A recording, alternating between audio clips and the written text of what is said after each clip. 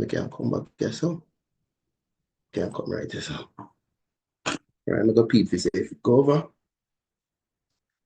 And it normally come up with the YouTube thing I said to. What's it come up and kill it? So you're on. Yeah, I just want to crucify the thing here. I'm on, right? All right, good. All right, let's take a look at this question here. So I'm just going to talk to it and we'll go through and then Hilton 1 to 30, billions 31 to 60. I will be guiding the answers, but you're going to read because I'm not sure. All right, Hilton, just read this one, please.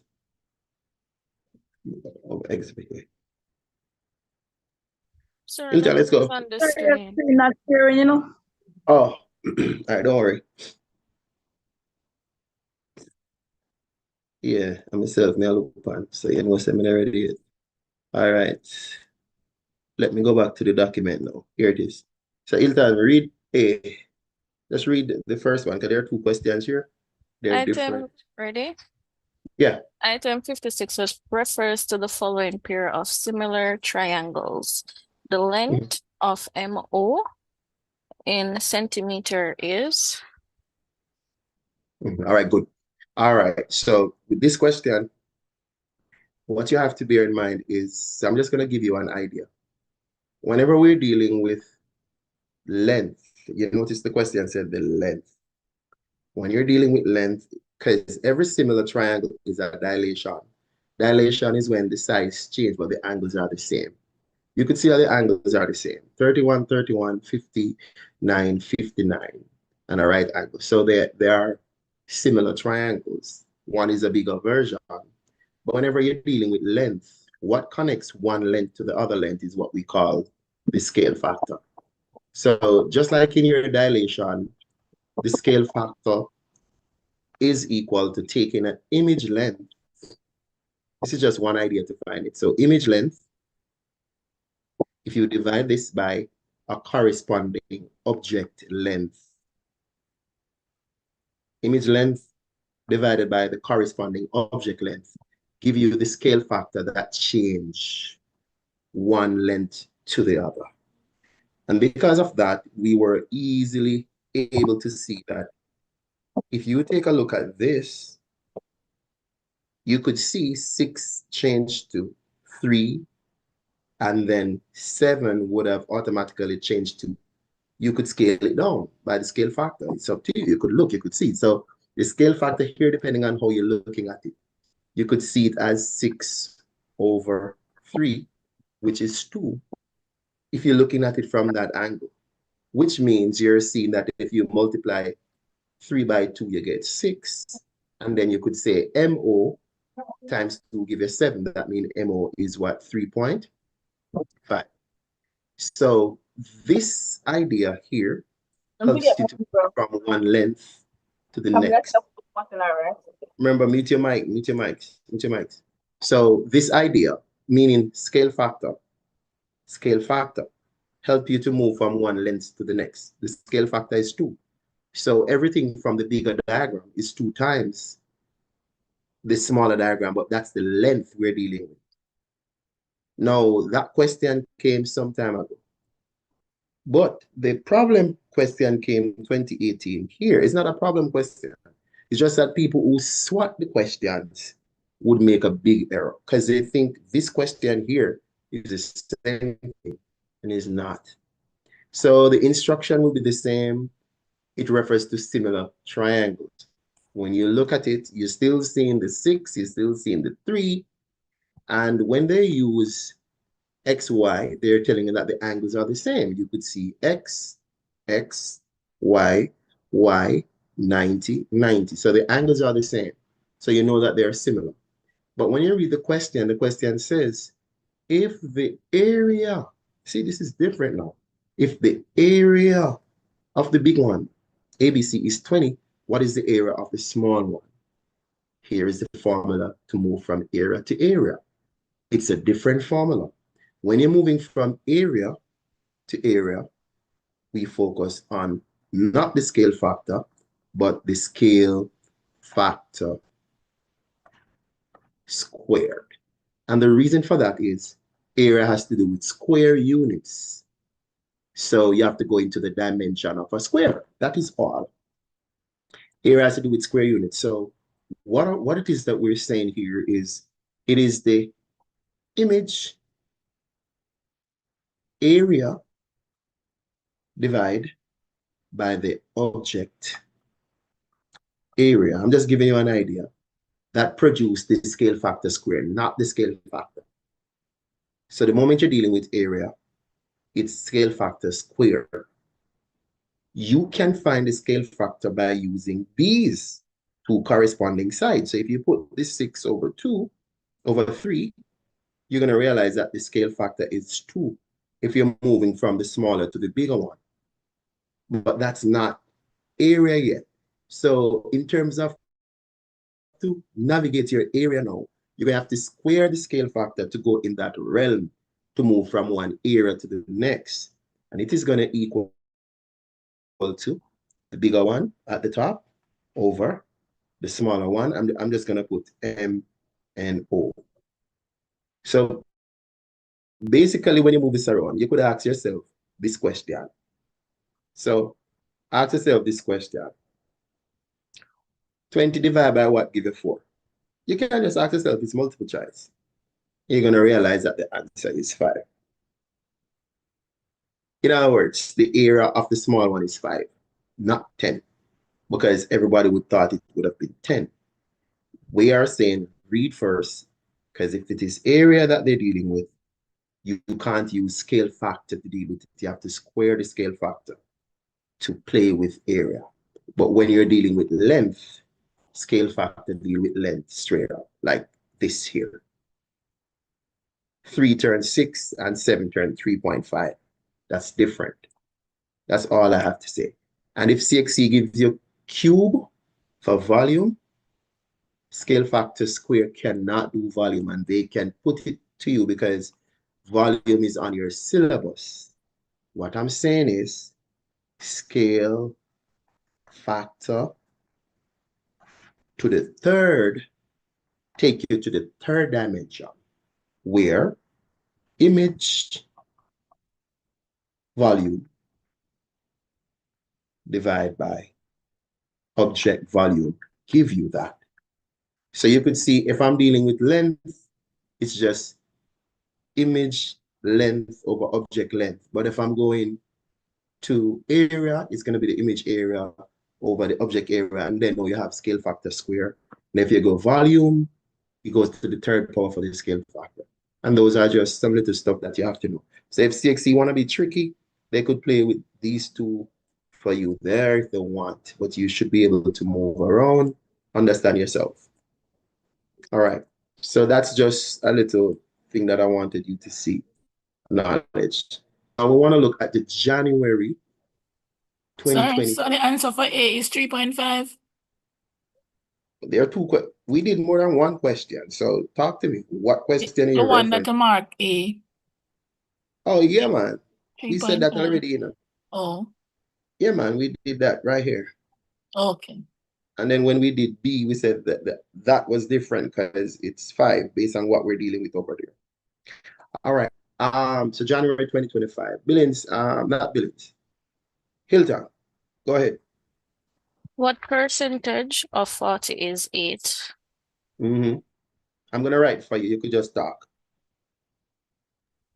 Oh, all right. So what you would do, you'd put the 8 over the 40 times 100.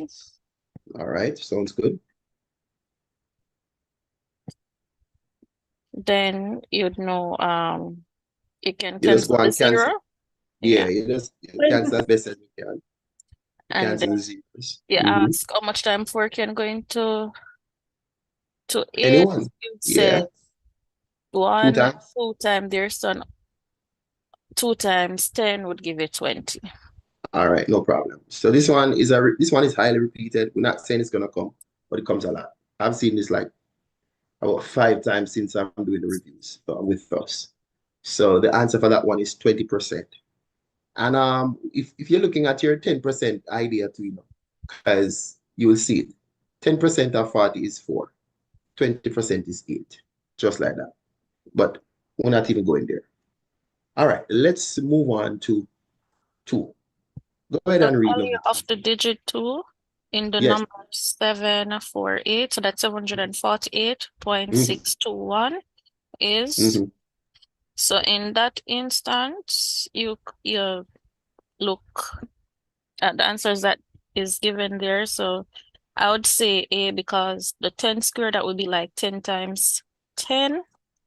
So 10 over 100. Yeah, so that's where you get the 10 over. So 2 over 100, 2 over right? 100, yeah. All right. And to add to that, we have to take note that this is in the second decimal place.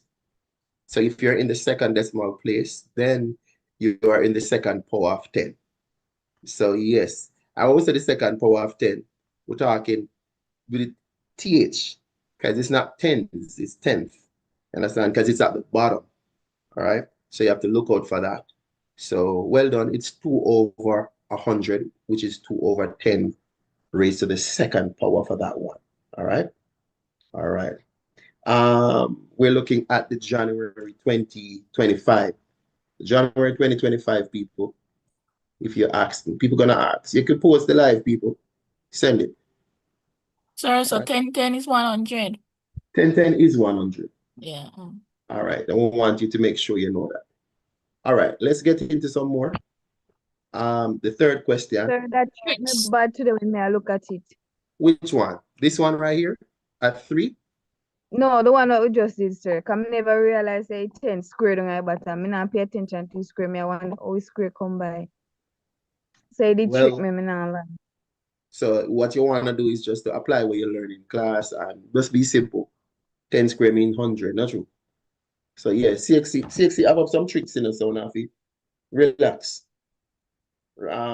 Read for me. All right, so 17 square minus 15 square is equal to, so what you're going to do is to find the square root of 17 and the square root of 15. You So mean 17, the square of, yeah. So the square of 17 would be 289 and the square of 15 would be 225. So what you're going to do is to minus. All right. So because you do your regular minus, okay, this is how you're gonna work it. So you go. Yeah. So once you minus, you're going to get 64. And then you find the square of 64, and that would be 8. This is 8. And this is actually the longest way to go there. Understand?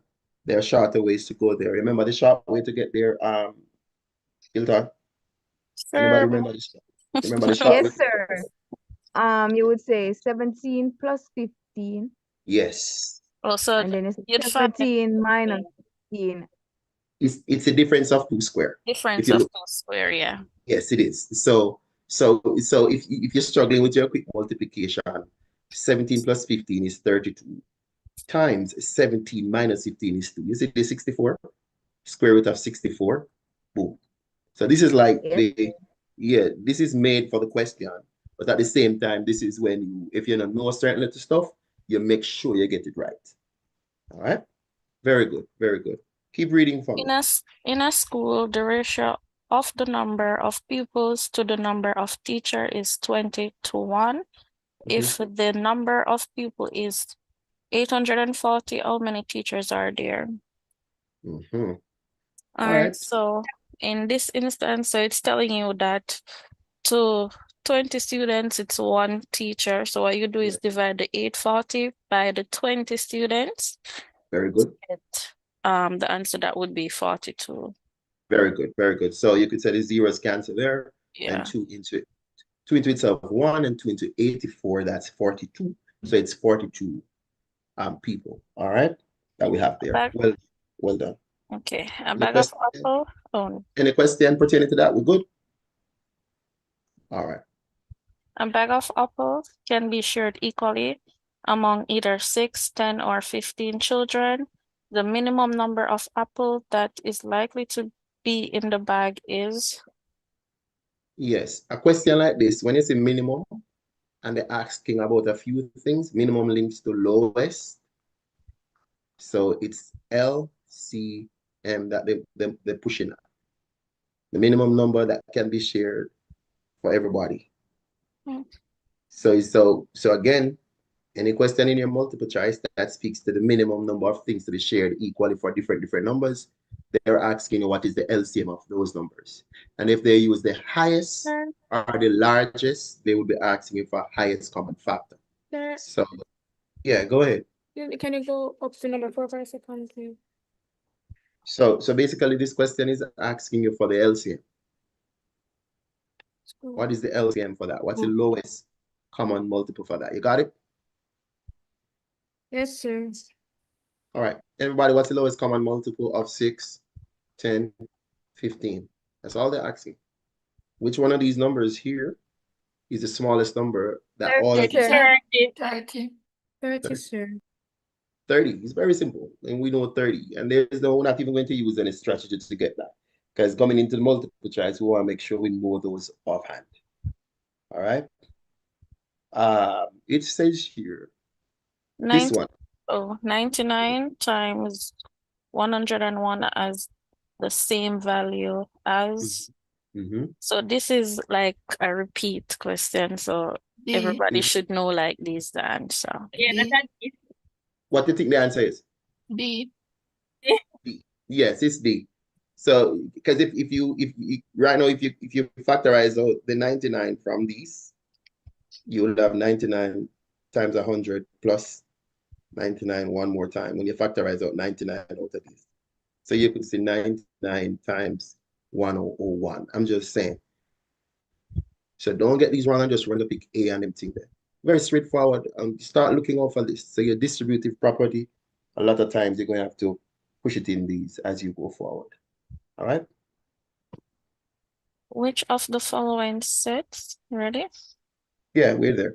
Which of the following sets is defined by -2 less than or equal to X. To X. So it's less than or equal to 4. So X is less than or equal to 4. As well, yeah. So you're moving from -2 to 4. And this here, if you don't know, it means integers. That's an integer, which means it's a negative number or positive number or 0, but it doesn't have fraction. There's no fraction or decimal attached. So you're going to look at your responses now, and then you're moving from -2 to 4. What would you pick? I would say D. D, sir. It is D. It is D. It is D. All right, keep going. The following Venn diagram show two intersecting set P and Q. In the Venn diagram, P equals 6, so Q equals 8, and P intersect Q equals 4. The number of elements in the shaded region of the Venn diagram is 10. All right. So they asked for the number in the shaded region. What does the shaded region represent? I'm just asking a question. What does it represent? P and Q. Speak to me with set. Like it represents P union P Q. union Q. Yes. The P union Q can be found, the number of elements in that can be found by taking the number of elements in P. Remember this formula that would tell us it comes every time? The same formula comes every time. It's there on the paper already, I'm sure, at this place. So you're going to add your 8, add your 6 plus your 8, take away your 4. This is 14 minus 4, 10, right here. Are we okay? This is the general set formula that you'll see all the time. You see all the time.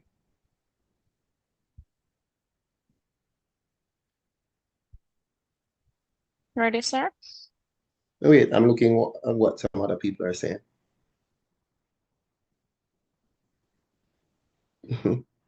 People think they can add them, you know. All right, Andrea Turner, it's 10. It's not 18. This is the formula that you need to focus on. You need to memorize it because it come every year. All right, let's look out for it. It's not 18, it's 10. Go on, yeah. In which of the following pairs of set is one set not a subset of the other? So P, you have multiples of 12, and Q, factors of 3, B, factors of 6, and F, factors of 12, C, whole number, so X is whole number and Y rational numbers, D, G, multiples of 5, and H, multiples of 10. Okay. So the key thing here is that we have subset. One is not a subset though. That means I'm going to find two things that one of the things I'm not going to see in the other one. So in other words, for everything, I'm going to see this set in that set. But there's one particular group here, we're not going to see it in the other one. A. So, okay, let's see what we do for A. A is multiples of 12. That means you start at 12. You go 24, 36, blah, blah, blah.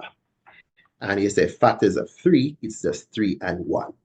So you could see nothing here is in here. So very good. Now, what do you do when you pick the first one? You got it. You move on. You don't even try to see if the others are okay. That's a waste of your time. So you're not going to try to see if they are okay. Don't waste your time on that.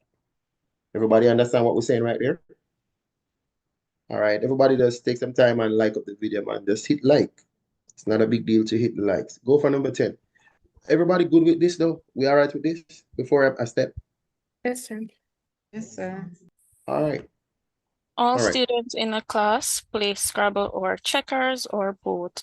If 36% of the students play Scrabble and only 48% of the students play checkers only, what percentage of students play both games?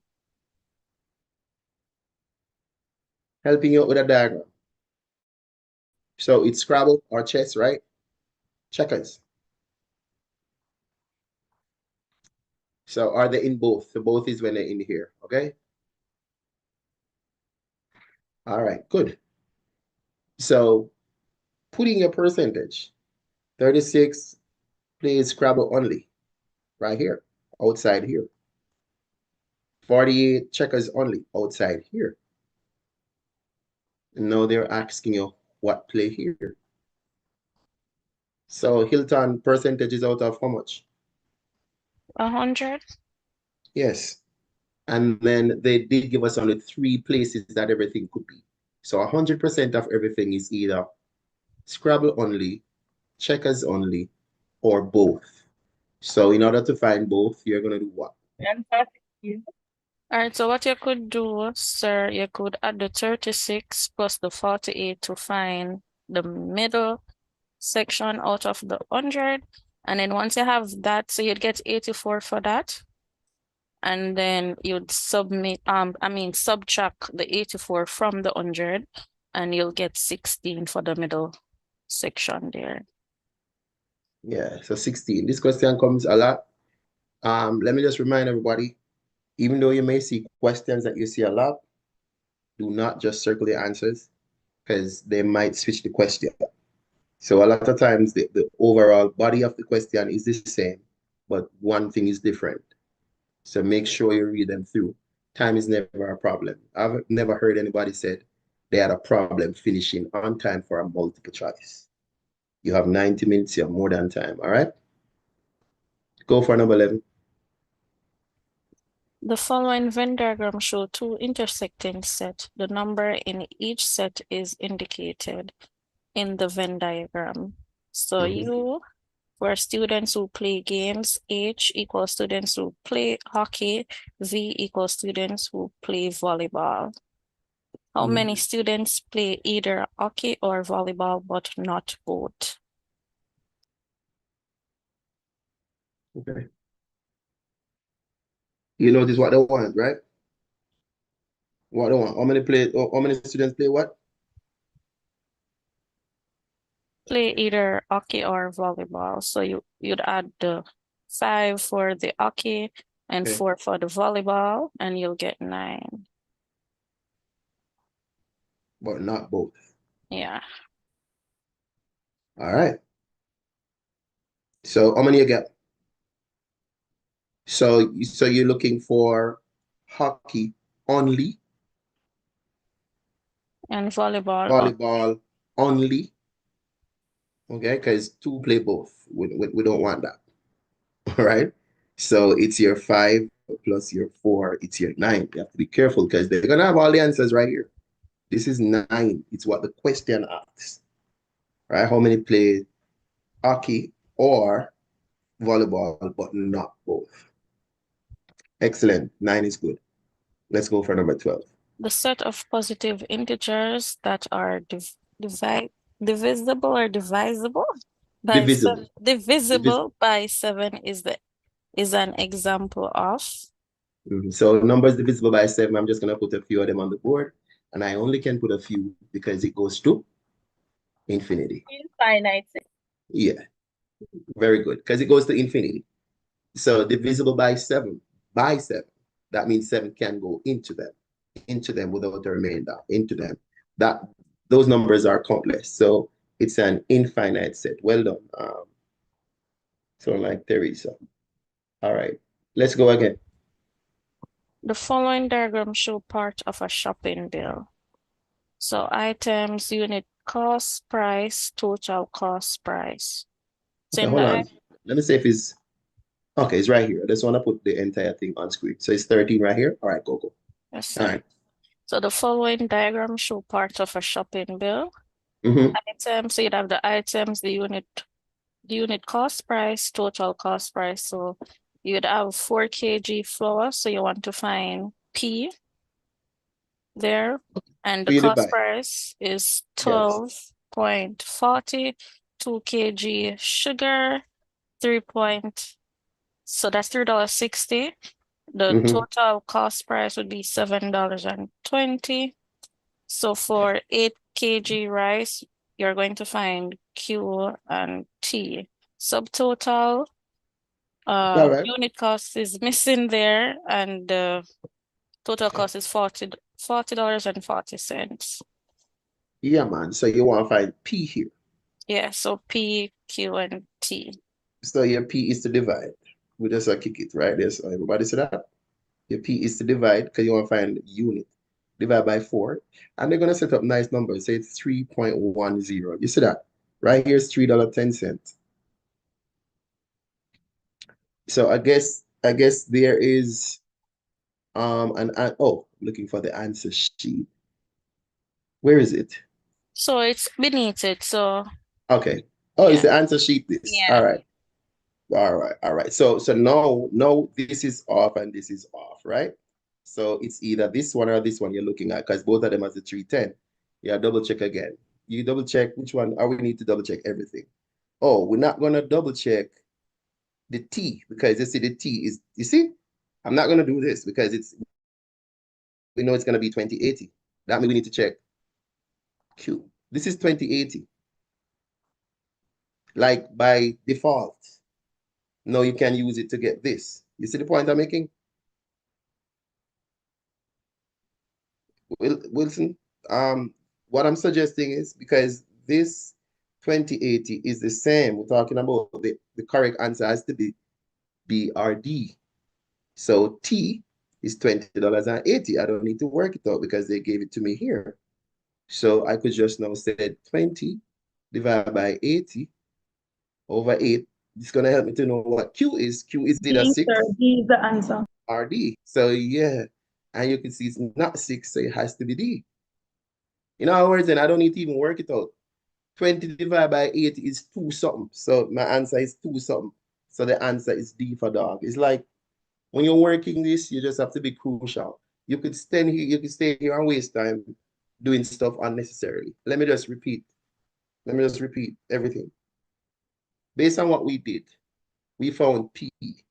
We found P to be $3.10. Means this is incorrect, this is incorrect. So it's either this or this. Now we have Q and T, but when I look at T, I'm looking at the same. So since I know where my correct answers are, I automatically know that it's $20.80 for T. That means I'm not going to try to work it out because it was already given. Then I could just use it now to divide by 8 to know what Q is, and we got D. This is how you do multiple choice. You don't really waste time unnecessarily. Okay? A lot of people might think it's something else, but it's not. All right, the following question. Let's go. The following diagram show part of a shopping bill. Yes. So according to the bill, the amount paid for VAT is? Okay, it's 8%, right? VAT right here. 8%. Yes, sir. Yeah, man. So find 8%. You remember, so there are many, you do your thing, do your regular, you can do it. Do what you have to do. Do your regular. Do it. Think you could cancel? All right. So one of the things you could do as well is if you know your percentage, okay, it's up to you. Because when I divide by 100, you know, look at this. You divide this by 100, decimal point move 2 places to the left. So basically you have 0.404. This is an extra 0, you don't need that. But it's okay if you want to write it. You're going to multiply this by 8. That's what you're doing, you know. Just go through. Just do it. Don't stress yourself. 0, 32, 32. And then you look, there is going to be an answer that looks like this. You put your 4 places of decimal right here. 1, 2, 3, 4 digits.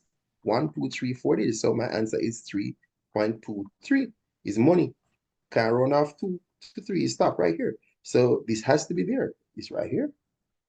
So you see, this is slightly a little bit work for you, but at the same time, they're making it simple. All right, they're making it simple. So they ask for according to the bill, the amount paid for VAT is that. We're good there. Sir, I'm listening to you. Go ahead. you know, when I saw this question, I was like, what must do with the 8%? They told you what it is. It's like GCT was 15% one time in Jamaica, and it reached certain amount now. This is VAT is in Trinidad, I think.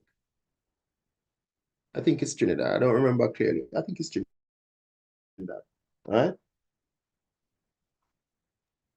Sir, the 8 that the times it by, it is same 8%? Yeah, man. The total, somebody's saying, the total is there. The total is $40. The total was, you don't need to find the total of, where is it? All right, hold on. Subtotal. No, man. All right, somebody's saying that you're supposed to find the total for it, but that's not what the question says. The question says, according to the bill, the amount paid for VAT. We don't care about the total. Is the question we're doing. The question asks about VAT. VAT is 8% of this. Remember, you know, this is what the person is supposed to pay. And then now you're going to put this on it. And then they're going to end up pay $43.63 something. This is what they're going to pay in the end. You're not going to tax this tax already. So no, man, you're not going to tax it, man. Is the subtotal you're going to charge on everybody, all right? So no, the answer is $3.23 because you're charging it on the total for the bill. When you finish buying everything, that's when they tax you. They don't tax you after you're done, put tax on it, they're not going to tax you again. No, man, it's 8% of the subtotal, not the total. All right, so this is the answer. That's the answer to the question. Don't go in there and get it wrong.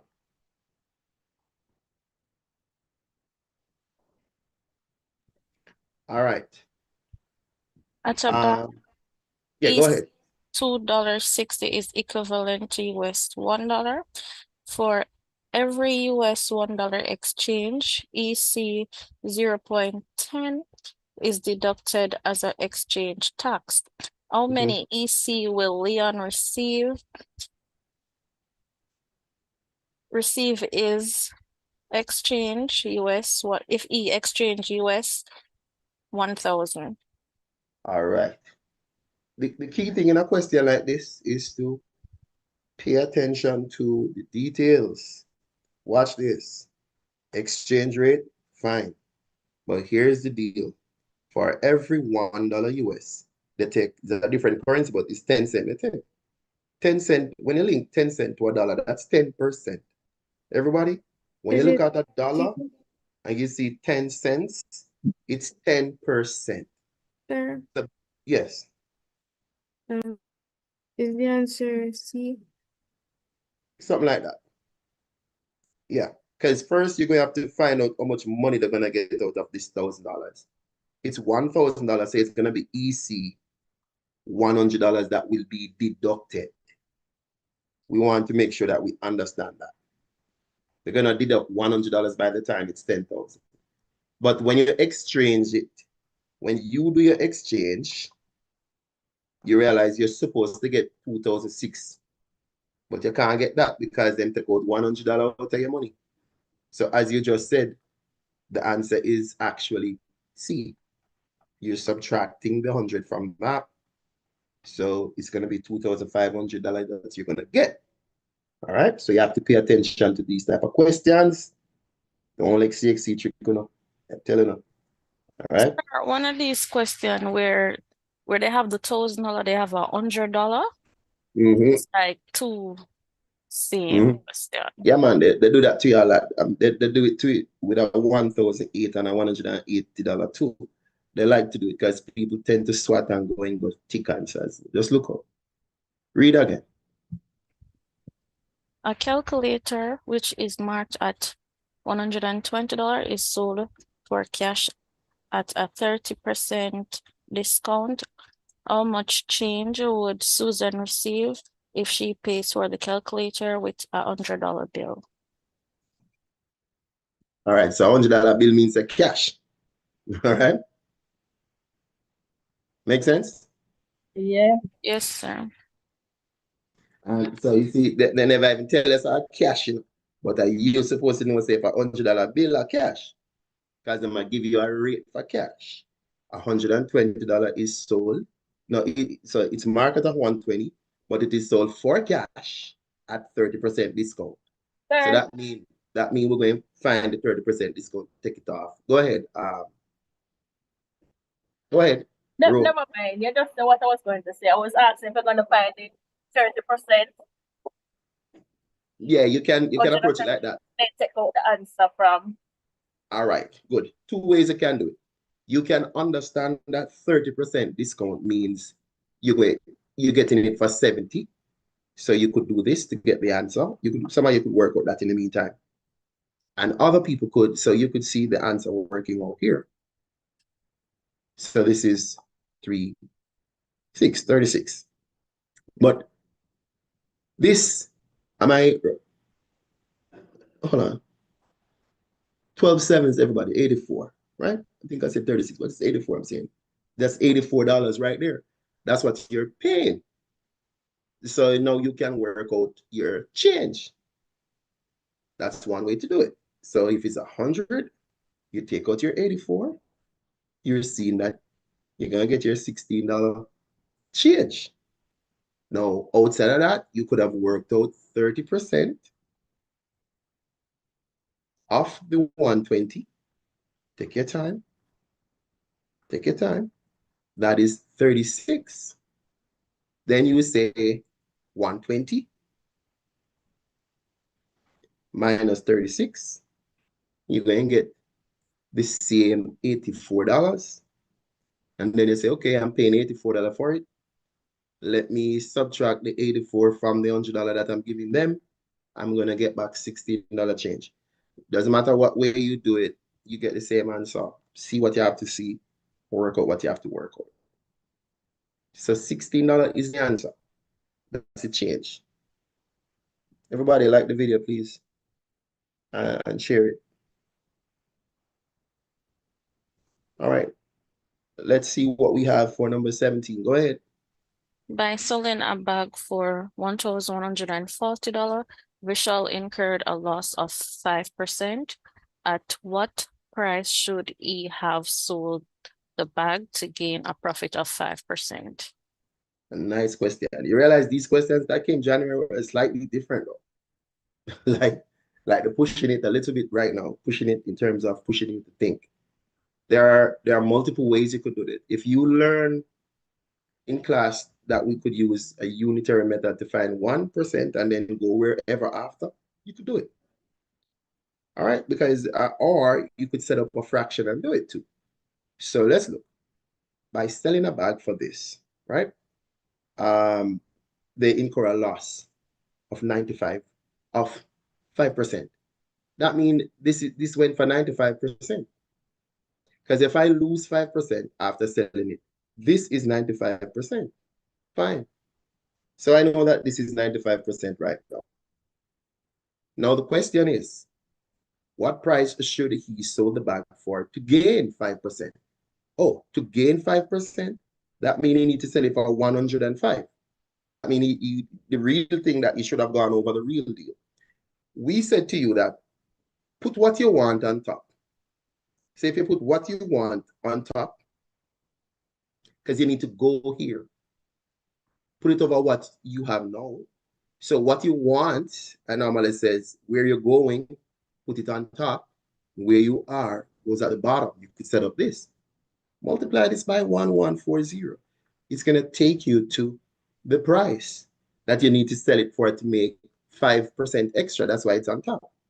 All of this now is just how well you cancel down. How well do you cancel down your numbers? You cancel down your numbers based on your ability. All right, so you can use numbers like 5 into this 21, 5 into this 1, 9. You get it like that. And then you can go again. So it's up to you. As I said to you, it's your canceling. Or you cancel down your thing. Anybody knows how 19 links to 140? Anybody? 6 times. So it's about 60. So 19 goes into that 6 and a 0. See that? 19, Sir, what would be the answer? yeah, I'm just try to show people 9 6s. 9 6s, everybody. Anybody know them timetable? 54. Exactly. And 6 1 6 and 5 11. See there? That's where it's coming from. So we're just saying. So the answer, you can work it out now, it's 21 times 60. But you can just multiply 20 times 6 and put the 0 at the end. Because it's multiple choice. 6, 1, 2, and then you put your 0 at the end. So that's the answer, right? Just so. Now, whereas if he had sold it for 1,260, he would have made 5%. The reason why I said this question is different is CXC most time don't go that deep with this. They will just ask you to play with the 95 and the something. But no, they're doubling up. Doubling up. But it's the same working, and the numbers are not big either. These numbers are simple. So if you see something like 19 and you're wondering how 19 is going to work, you're going to think of your 9 times. 1 9, think of your 9 times. 9 2 is 18, 9 3 is 27, 9 4, 36. Oh, I wonder if it's 6. You go work with it because you see the 6 coming. It's up to you. And then something, the 9, work with it. 9 6 is 50, up to you. But nobody can know your timetable feel. You need it for this. All right, cost price. Go ahead. The cost of a machine is estimated to be decreasing at the rate of 10% every year. If it currently costs 6,000, what will be the estimate value of the machine after 2 years? Even this question is a good question that they would normally give in multiple choice. Anybody know what kind of, you realize what they're doing here is a compound interest question. Listen, if they put simple interest, they're nice, but they didn't, because after the first year, the principal change. It says the cost of the machine is estimated to be decreasing at the rate of 10% every year. If it is currently here, what is the estimated value after 2 years? Maybe I do it twice, because I'm saying 10%. So 10% is coming off. Seeing 10% is going to come off the first year. 10%. And we all know 10% already. Could I just drop off the 0? So 10% means that $600 come off the first year. Now, that means by the second year, it's going to worth $5,004. 10% will be coming off $5,004. And that's some $540. See there? But $540 coming off what? 540 is coming off 5,400. 540 come off now. The answer should be anywhere there. Work it out and see what you get. Whatever you get should be the answer. What you got? Anybody? Work it out, man. Cancel. 0. Do you want to cancel it? Yeah. So I would say C. C. Exactly. So the answer is C. Now, for this question, though, based on all this, so this is like a depreciation. Everybody can see what's going on right here. It's a depreciation where we're taking off 10% and then take it off another year. So the principal is changing. All right. So I think a lot of people will pick B. But the only way I would pick B, and if they had told me it's coming off like in a simple interest way. Because some people think it's just you double the 6 and say 12, but not in this question. The question tells us the first year 10% coming off, we already know what we have. There's no 600 after that. Because if somebody approach you that time, at 5,400 value. But I'm telling you, a lot of people will pick this for the answer. It's not right. We'll talk about that. The answer is C. All right, let's get to number 19. Let's go.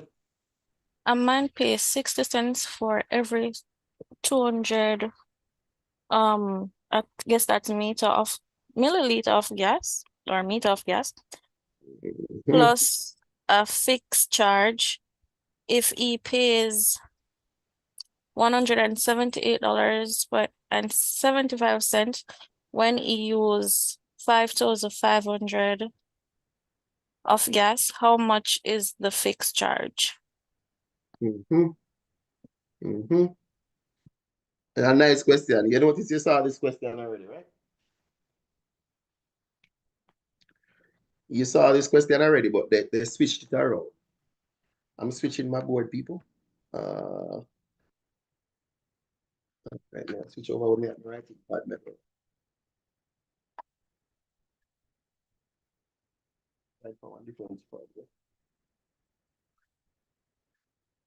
Yeah, man, I listen.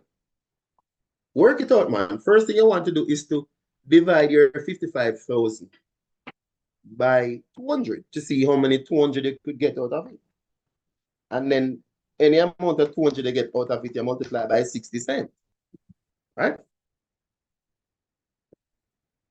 So, all right, let me set up. I go for it. Sir, the answer is 13.75 cents. That sound like, did you work it or did you just memorize the other question and pick up all of the numbers, Teresa?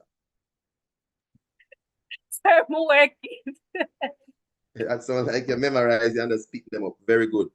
No, man, you're right, because that is what you were doing right there, because the numbers are the same. It's 13, because in the other question, they gave you $13.75 as a fixed cost. When you drive on them pump, you're going to pay that. So you're right. The answer is right. I'm bashing, man, but I just feel like, you feel like you just say, oh, that's the next number, you know. Go with that, man. All right. All right. So, I could do it now. I need to get my next thing. Well, all right. Can maybe find this or something, you know. I'm taking me out of it now. All right. Is it showing up? All right, we're there. All right. So first thing, you take your 55 1,000. You want to divide this by 200 based on what the question says. So how many 200 you're going to get? Well, 2 into 5, 2, carry the 1, 2 into 15 goes 7, carry the 1, you get 5. So we end up with 275 times it's going to happen. So what you want to do now is that you want to multiply this by 60 cents, which is 0.6, right? So with this, now you multiply this, work it out to see what you get. 6, 5, 30, all right? 42 and 3, 40. 6, 5, let me say 6, 5, what? 30, 42 and 3, 45. All right, 6, 2 is 12. 12 and 4, 16. One decimal place. So it's $165. Okay, but then the person pay 178.75. So now you're going to subtract this from it to see what was the extra that they paid.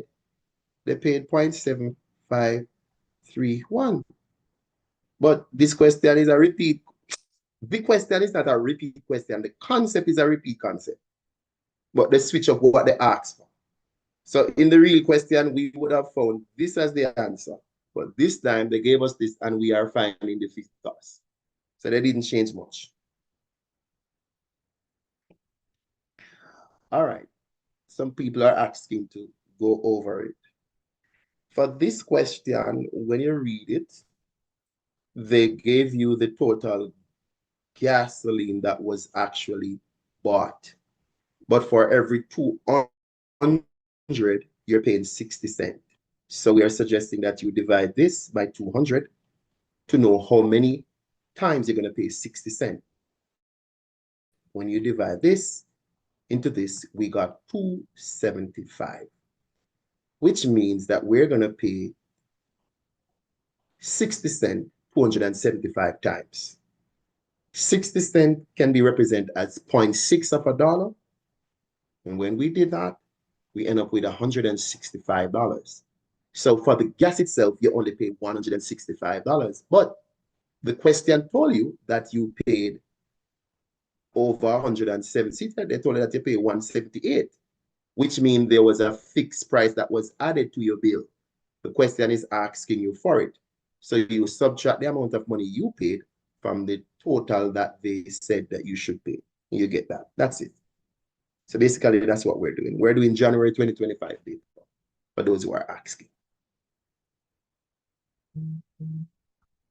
All right, let's keep going. Let's keep going, everybody. All right, number 20. Go for it. Compound interest on 12,000 for 2 years at 10% per annum compounded annually is? All right. So you see, compound interest again. So you see, you notice January, they never really do no simple interest. I would not see why. January is like them cut out the simple interest and a dash compound interest. So look out for it then. Because you them said compound interest on this for 2 years at 10%. And them I use the nice percentage, remember 10. So all you're going to do, drop off a 0. All right. I do it the long way because sometimes I drop off a 0, sometimes I feel like people don't do like that. So you do it the long way. Right? When we drop off a thing, we know already what will come off. It's going to be $1,200. That's for year 1. You know what this is? The interest in year 1. All right, but what it is that they want, the compound interest on this is a compound. Watch this, the compound interest on the compound interest. We don't want the total money, just the compound interest. So this is 1 year. Now let's go for the other year. But for the other year, this money, which is your original balance, was increased because interest company. And now you're working with 1,300 and 200. You're working with 13,200 now, new balance. Because remember, with compound interest, we don't just work it like simple interest. New balance. So now it's 10% of it, which is to drop off a 0. I'm going to do it the long way for everybody in the class. So 13,200. All right. You could cancel your stuff. 10%.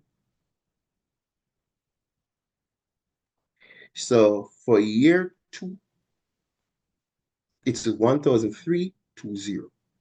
The question said the compound interest for the 2 years, add them together, and that's going to be the answer.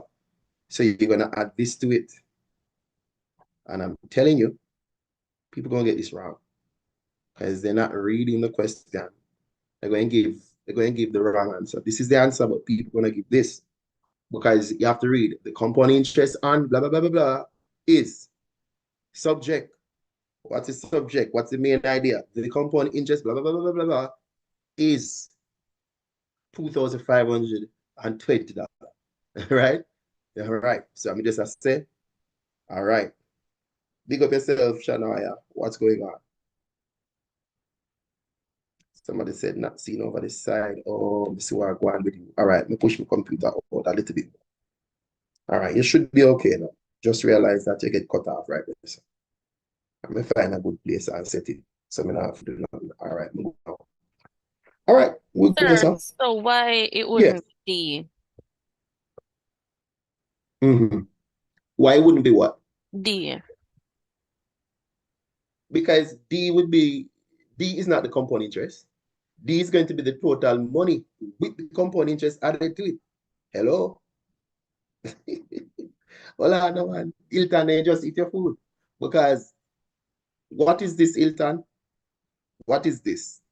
Sir, that's 12,000. No. We all know. But what is it? Is it the money you invest? Yeah. So is that your compound interest? Is that compound interest? Yes, sir. Is it compound interest or not? Is this compound interest or is this your principal? That's what I'm asking. That's your principal. That can't be in the answer. They didn't ask you for the total money after the 2 years. Compound interest in year 1, $1,200. Compound interest in year 2, $1,320.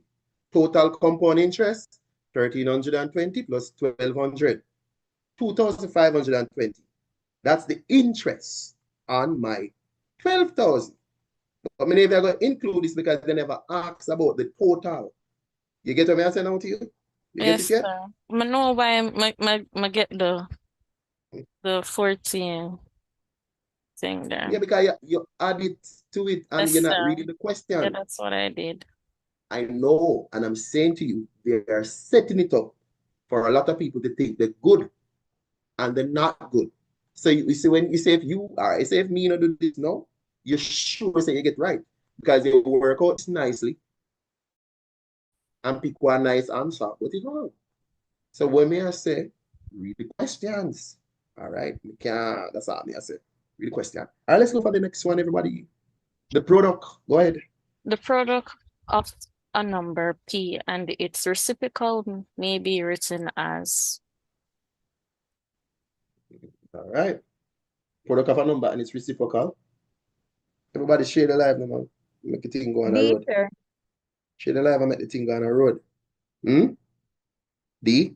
All right. Product of a number and its reciprocal. Yes, D looks good. So the product of a number, the number is P. The reciprocal of P is 1 over P.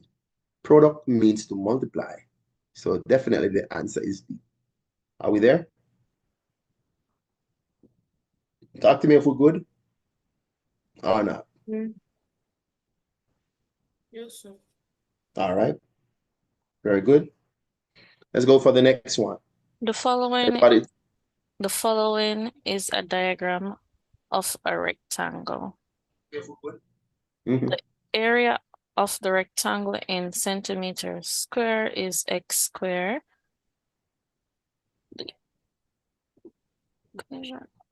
Okay. Yeah, Sorry, man, just be real. hear me? Be real.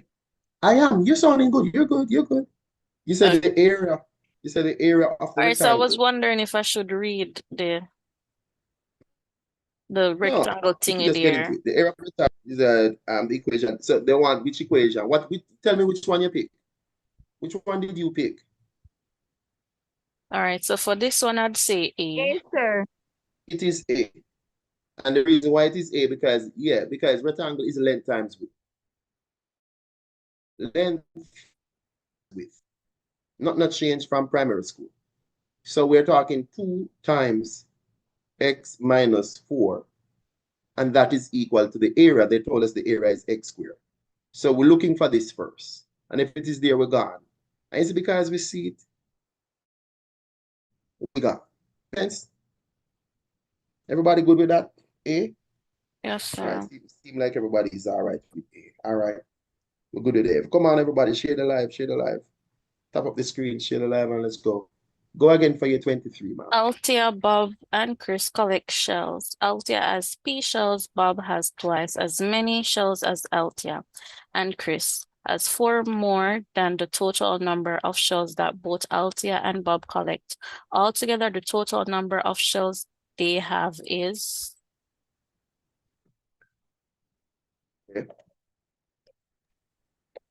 Right, we could write some stuff on top of the heads of the thing. So, Sir. all right. I don't know the answers, but I'm just going to put it on it, then we'll work it out. It says Althea has P. So Althea has P. Then it says Bob has twice as many as Althea. All right. And Chris has 4 times. No, Chris has 4 more than the total shell of both Althea and Bob. So Chris, say if you said 2P plus P, he has 4 more. So can we just call that 3P? If you add 2P and that, you get 3P. Sir. And then 4 more is just to put plus 4. Not a big deal. All right? So 2P plus 1P is 3P. Then you add 4. Then what is the question now? Altogether, the total number of shells. CXC want to know if you are okay adding algebraic terms. What you got there?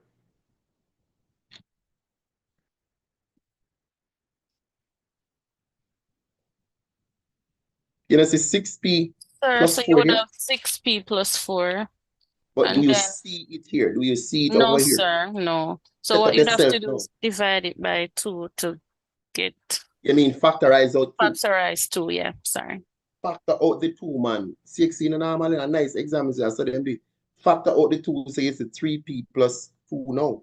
Look good if you don't see the same answer right here. So this is how they're going to do it. They're not going to just set up where every time you break it down, it's there. No. A lot of times you're going to have to put it through. Oh, you mean, yes, lad, you see it. Yes, it's at D. So sometimes they're going to hide it from you, but it is there. Okay? Excuse me, 20. sir. Go ahead, I'm listening to you. You may... Sir, what was it? Why was the answer D? Yes, because we got 6P plus 4, and it's not there. We know that we are correct. So what we're doing is to look for the same answer in another form. So we are saying, what can we do to this? We're going to factor out the common factor, which is 2. So when you factor out the common factor, you divide by it. So you get 3P. You divide by it, you get plus 2. And then you're going to look to see if this is there. And if that is not there, your answer would be wrong. But when you look, you see it at D. Are you there? Are you there? No, sir. All right. All right. If you're not there, tell me where you are. So, Tell okay, me where you sir, are. I understand how you got the 3P plus 4. I thought that would be the answer. After that, you got Oh, you didn't read the question, ma'am. So I'm going to highlight the question. Read it for me. Come on. altogether, the total number of shells they have is So what's the key word here? They're going to make you get brighter. What's the key word? altogether. Exactly. So you didn't do all together, man. You dealt with Chris only. Did you? You dealt with Chris. You were dealing with Chris alone, but they said all together. All together. So you forgot about Althea and Bob. It's not a Chris question. Oh, It was okay. I get it Mhm. now. Read the question. I tell us a CXC have the answer. We can't tell you. You see, all I think when you go grab and run, hello. I tell Mr. CXC have that weight pound. I'm positive. You see, worse like how them here say everybody mash up the paper too, or whatever the people are saying, oh, me do it. You can't stay there. Sir, I Anyways, think them paper they come set and come already. So nothing can change. them already know say people are teach hard. So them actually look on this paper. So this paper come. This was January. Take a hint. Sir, I Make think the sense? January paper them always order. As a teacher, the answer is no. There's a syllabus, you finish teaching same question and come back at the same place. Or me can tell you what will come every time at the same place. Me can tell you the 4 questions were possible, the 10 questions were possible. Because it's a syllabus. Not go somewhere. No feel away there. Okay. Here. Yeah, man. 24. If 3 plus 2 over x equals 1, then the value of x is? It sounds like algebra. Regular algebra. Sir, so would have fling the 3 over the 1 this one. I'm just doing. Wait. Sir, All right, yeah, fling it over the one. well, man, fling it over the field. See, fling it over it becomes negative because this you fling it over there, you get vexed, it becomes a negative. Becomes negative. And then no. Negative 1. So you put the positive 2 under. Yeah, you can ask a question. The truth is, you can do that. Or you can ask yourself, you can say, 2 divided by what number give me negative 2? Like you can target a multiple choice. 2 divided by what number give me, negative 1. Like you can do that, people. Or you can do a bright girl, Hilton, I don't know, saying, switch out this, come here, so. And then it's 2 divided by the negative 1 equal x. Something like that. But you can ask yourself question as you go along. All right? Are we good? No working out is needed, but everybody is different. Working out is needed for a teacher teaching a class. And in exam, working out is needed for a person who needs to work it out. Move on to the next question. The value of 5n plus 1 times 5n plus 2 when n equals negative 1 is? You ready? You're not ready. D, sir. All right, somebody said B. All right, we're going to walk through it. What it is that we know about whenever you're multiplying things with the same base. Whenever the base is the same, like when I say the base is the same, if I multiply x to the 5th and I'm multiplying by x to the 10, you will say x and to the 15. Because when the base is the same, you add their power. So basically, 5 and 5. So all you're going to focus on is you want to see what really happened right now, right? So it's going to 5 to the n. I was going to write 2n, but let me just write it out first.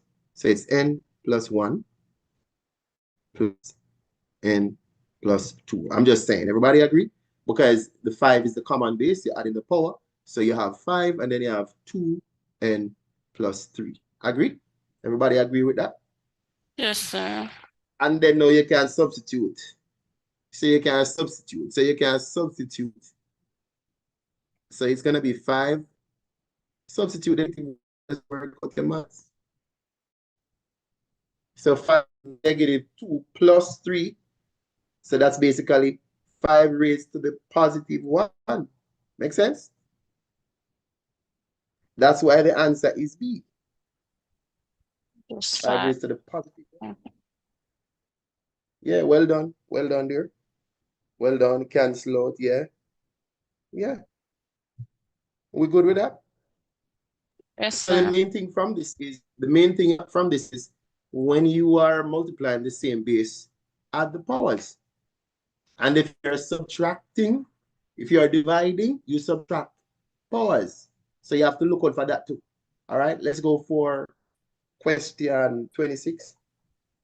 If 40 students will take 20 days to paint a wall, how many days will it take to paint the wall if 10 more students are added, working at the same rate? Very good. Everybody remember the type of ratio that we did, the inverse proportion? Yeah? So you're talking about 40 take 20, so you know what 1 do, and you can share it up after that. But the key information is 10 more students. That 10 more students, you're trying to find what 50 can do, right? Agree? Yeah? So that's the main thing. 10 more students was added. You want to find what 50 can do. And so you work it out anyway. So if 40 students take 20 days, one child or one student, we just work this way, will take 40 times 20. I want to get about 800. So to find the answer to the question, it's going to be 800 divided up into 50 equal pieces. And you could have said this, cancel this, 5 into this, 1, 4, 3 should say. So it's 16 right here. This is 3. So you're getting a 16. The answer is 16. Where it is? There it is. All right, we can talk about it if we want. Somebody said, how may get B, but I'm not sure which question you talk about.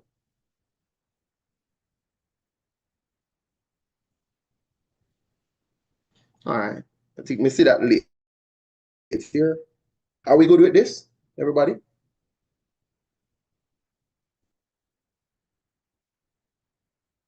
I think so, sir. We're good? Yes, sir. All right. Let me get the screen up. All right, so the next question, read the other question.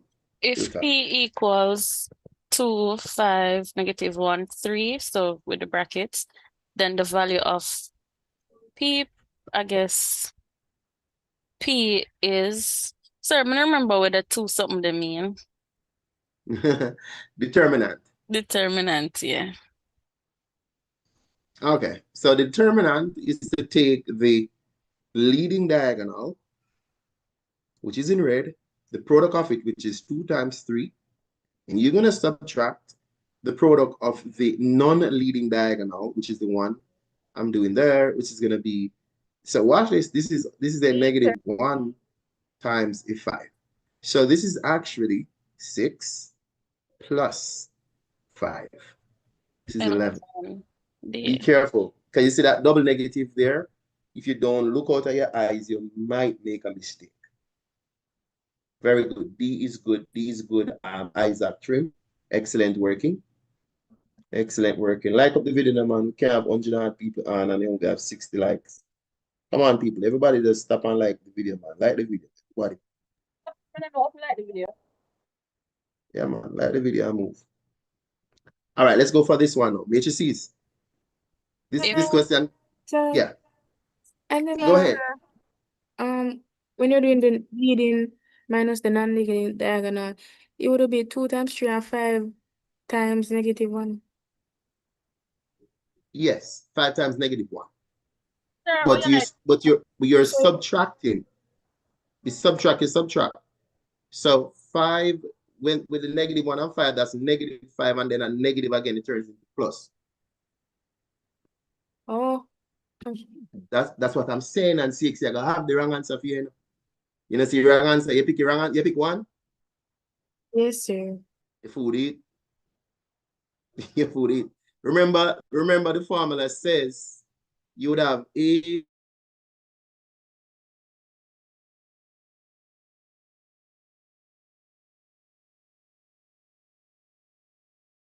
of A is BC. Sometimes these numbers are negative. You have to pay attention to them. We don't know what's going to happen with them, but that minus is there already. So we had another negative coming in. So that's why we got that. All right. So look out for those, please. All right, let's keep going. So, sir, this is like a matrix question, so they're asking what the are you, order. sir? Yeah. Oh, you like the video? I don't know. Oh, no, man. It depends. You can't like it from Zoom. At YouTube, Oh, people with a YouTube. I'm at YouTube, I'm here to talk about. We are stream live. Okay. All right. So if A equals bracket 1, 2, 5, 4, 6, 1, 3, 7, negative 2, 3, 2, 9 bracket, then the order of A is? And when we say order, Ilton, what we are talking about? Row by Row by By column. Yeah, man. So that's a 3 by 4. Very good. 3 by 4. So we're looking at 3, 1, 2, 3 rows, like horizontally, and then vertically, column like column of your house, 3 by 4. And you notice them have the 4 by 3, you wait for you to make the error. Them are wait for you to make the error, then put it in. So if you now look carefully, you can grab the wrong one. But the order of a matrix goes with rows first by column. Are we there? Everybody just come on. You see what we're doing. All right. Let's scroll again. Yeah. All right. Billings, your time coming up. The 29. following is a diagram of a parallelogram in which EF is parallel to HG, EH is parallel to FG, EF equals K, and EH equals M. EG expressed in terms of K and M is? All right, give me a minute. Let me do some labeling. When we say parallelogram, the key thing with a parallelogram is opposite sides are equal and parallel. When things are parallel, they're heading in the same direction in the CXE level. So you have to, so this arrow, you have to replicate it on this going that same way. This arrow, you have to replicate it going this way because you want them to be pushing in the same direction as their friend opposite to them, right? So you want to set up that. You also could set up labeling, like if we are the same, if you are M, I am M. If you are K, then I am K because we are the same. We're identical twins. So parallelograms have identical twin sides, all right? So you take note of that. Then now you answer the question. What is the question? The question really says you want to express EG egg. So you want to come here. You're coming this way. So basically, EG is to move from E. You could do two things. You could say E to H and then walk from H to G. So E to H is M. H to the other one is K. Now you're looking for positive M, positive K. All of these are wrong except D for dog. Talk to me if you're good with that. We could talk about it. Yes, sir. All right. All right. Sounding good. Sounding good. All right. Come on, people. Like up the video on TikTok. Right about now. Share the live. Share the live, everybody. Exam is tomorrow. Go again for your last question, Hilton. If 5 bracket X, Y bracket equals 4 bracket 10, 20 bracket, then the values of X and Y are? All right. With a question like this, you can see it's matrix.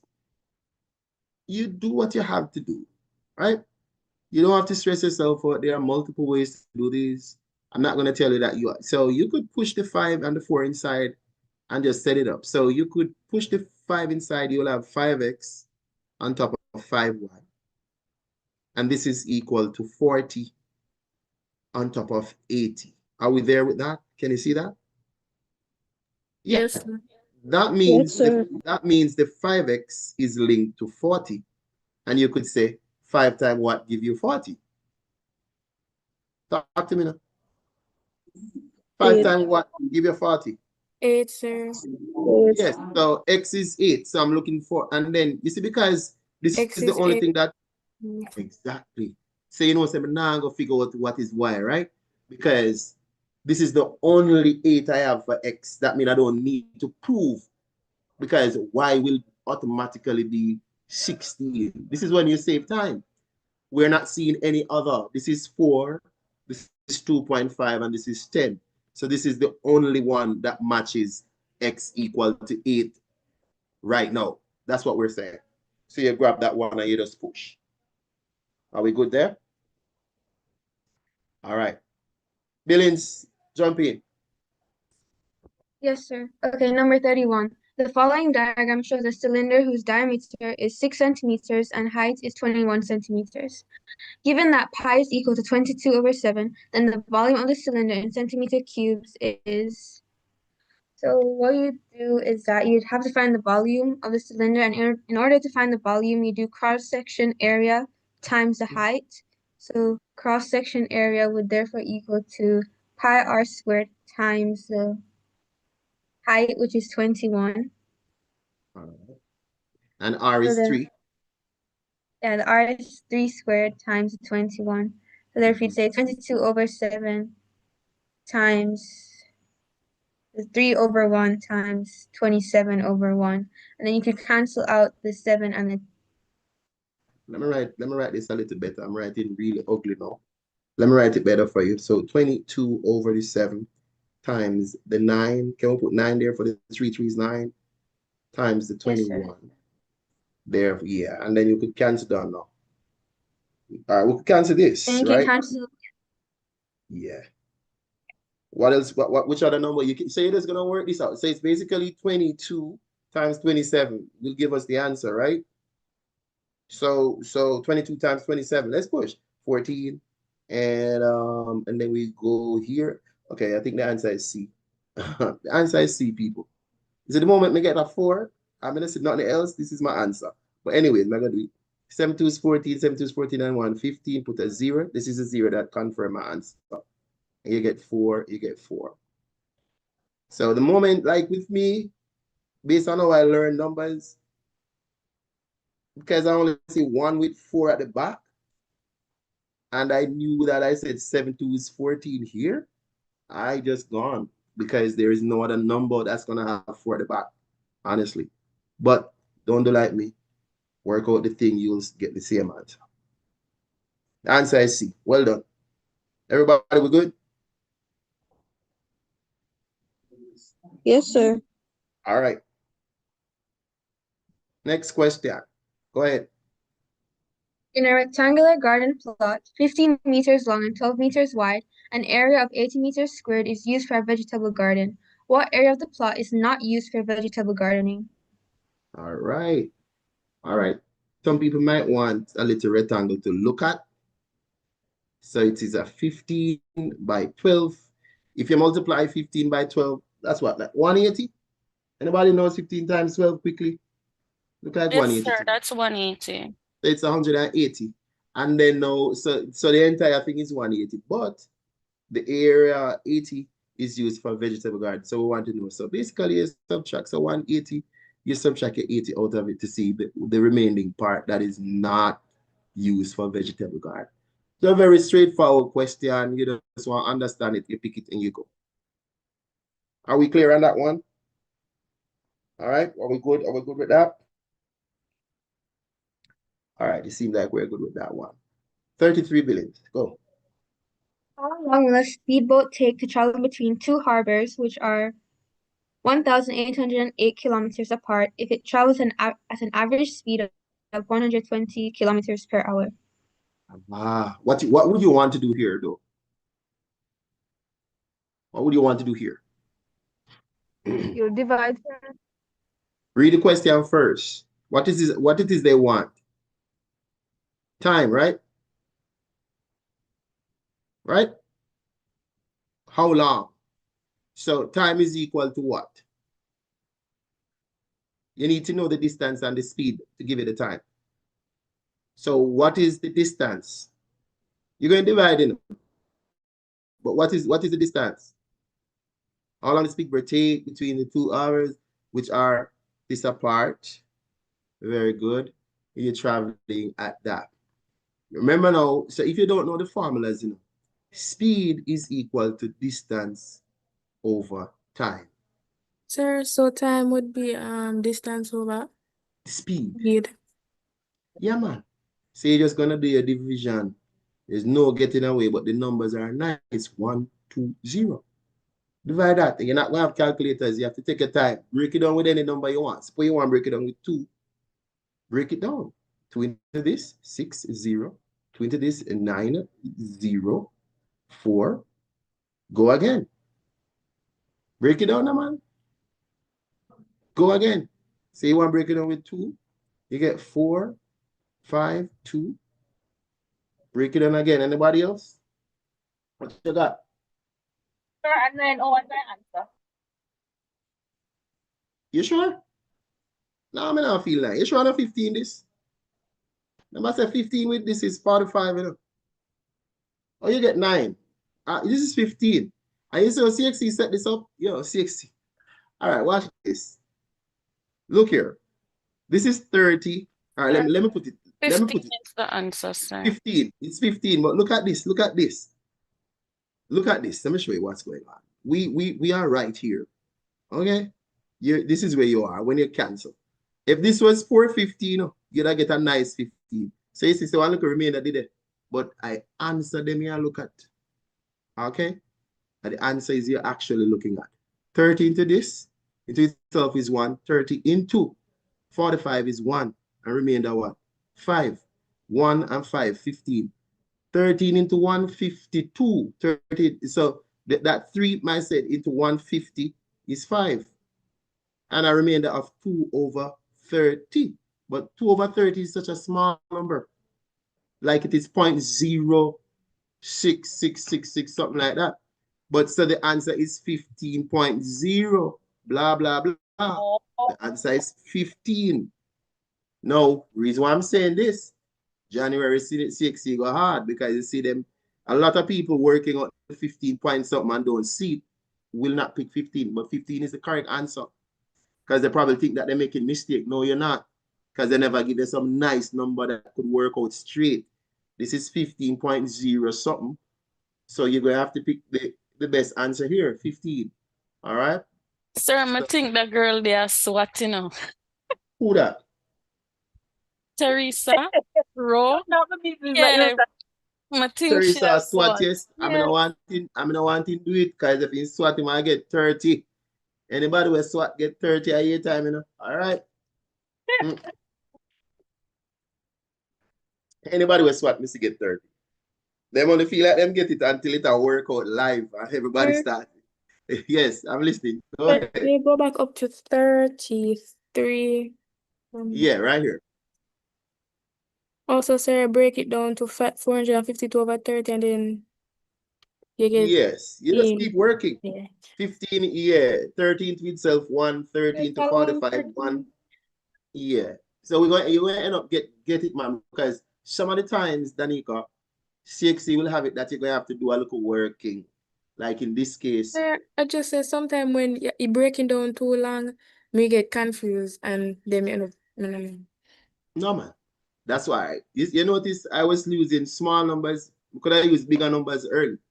Why I normally use small numbers is for people to appreciate the fact that, nobody cares how quickly you get this thing.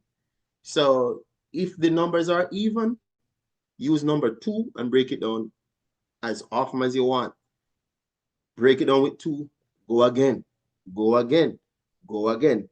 Because I'm telling you, you have more time on your hands than anything. Break it down with 2 until you can't use 2 no more. Yeah, so I could have break it down with 2 one more time and me just stop. I could have got so 2 into 30, 15. I could have got so 2 into this. See there? 2 there, 7 and 1, 7, 6. And then go again. And you could have go again. Because 15 into 27 is easy. If you say one time, I'm just saying to you, you'll realize you can pick up your stuff. But you take your time and you break it down. It's up to you, You're not going to tell you what to do, but break down your numbers. 34. Who's going for number 34? Oh, somebody asked. All right. Let me just show you where it come from. Let me just do this one more time.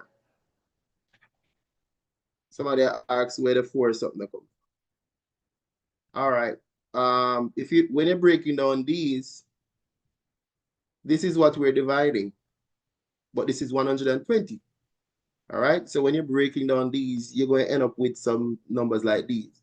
So you're going to have to pick a number to work with. You could have picked 4 right now and try to go through with it, or you could pick 2. So I picked 2 because I'm working with people who are struggling in my mind. So 60 comes here, and then this is going to give us a 9, a 0, and a 4. And then with the 60, I could go 2 again to give me 30. But 2 into 904 it's going to be 452. That's where it came from. So I'm just there to show you where it came from. All right? All right?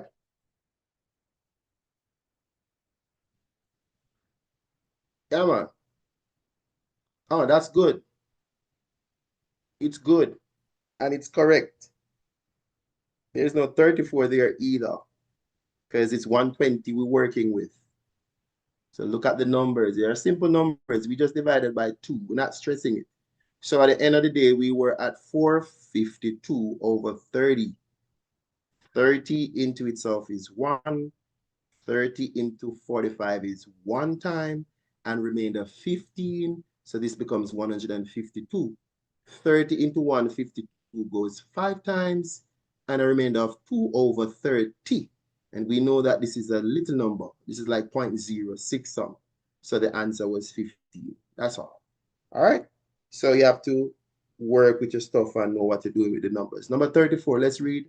We're going now. The lengths of the sides of a triangle are x, 2x, and 2x centimeters. If the perimeter is 20 centimeters, what is the value of x? You want to talk? I'm just right for your billings. Okay, Perimeter.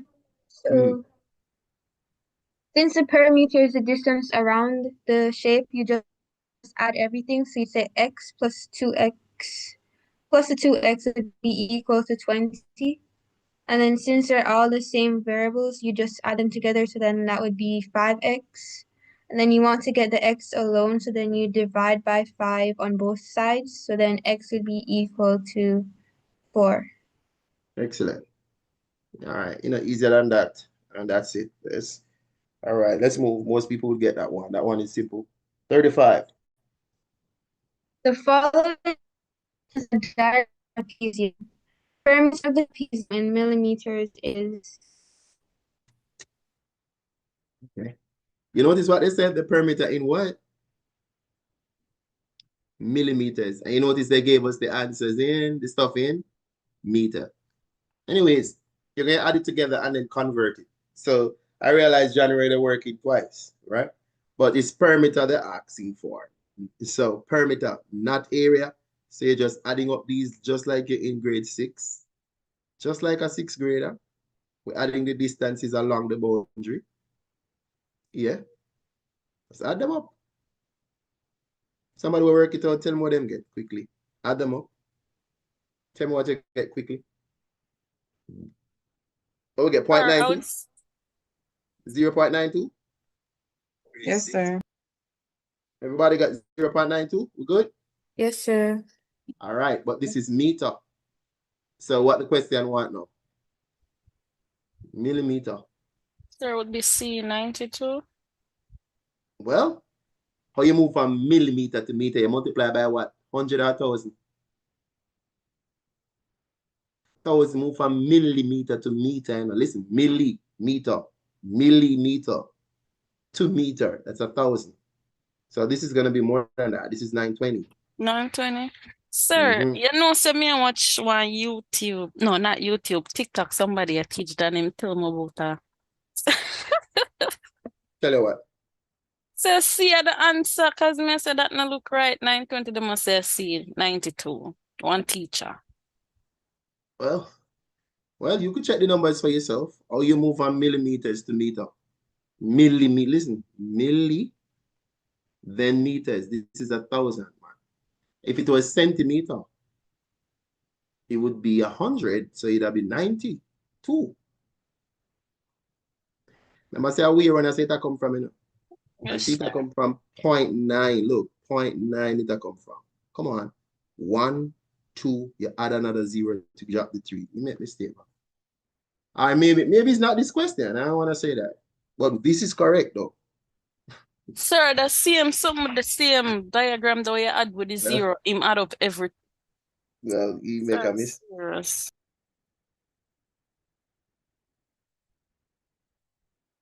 No, no. It's 100 cent. No. Remember you have decimeter too, you know. You just that we not use it. People remember say you have decimeter, centimeter, millimeter, and meter of thousands. So just people just not remember that. All right, you know what people now remember? That we have a thing called decimeter. You have centimeter. You have millimeter. You have meter. This is 1,000 from that from the we don't have the milli to go to this one is 1,000, but you have these between. Like people just now remember that. People now remember that. So sometimes them just leave off one and think it's you have deci, you have deca, deci, but them are different sides. But trust me, you can Google it. It's 1,000, man. Anyways, billions go. Following diagram shows a circle centered at O. The major sector and the minor sector are indicated. Use pi equals 22/7. If area of the major sector is 115 squared, the diameter of the center is January go hard. I tell you, me I tell you this January go hard. Nobody no believe that. January went hard on the multiple choice. Take a look at this. This one, nobody feel like the answer just I go nice out. You're going to struggle. Let me see who work out this quickly. Work it out and tell me what the answer to the question. January went hard. Like you have to work out this and look on this number. 115.5. They ain't playing with you.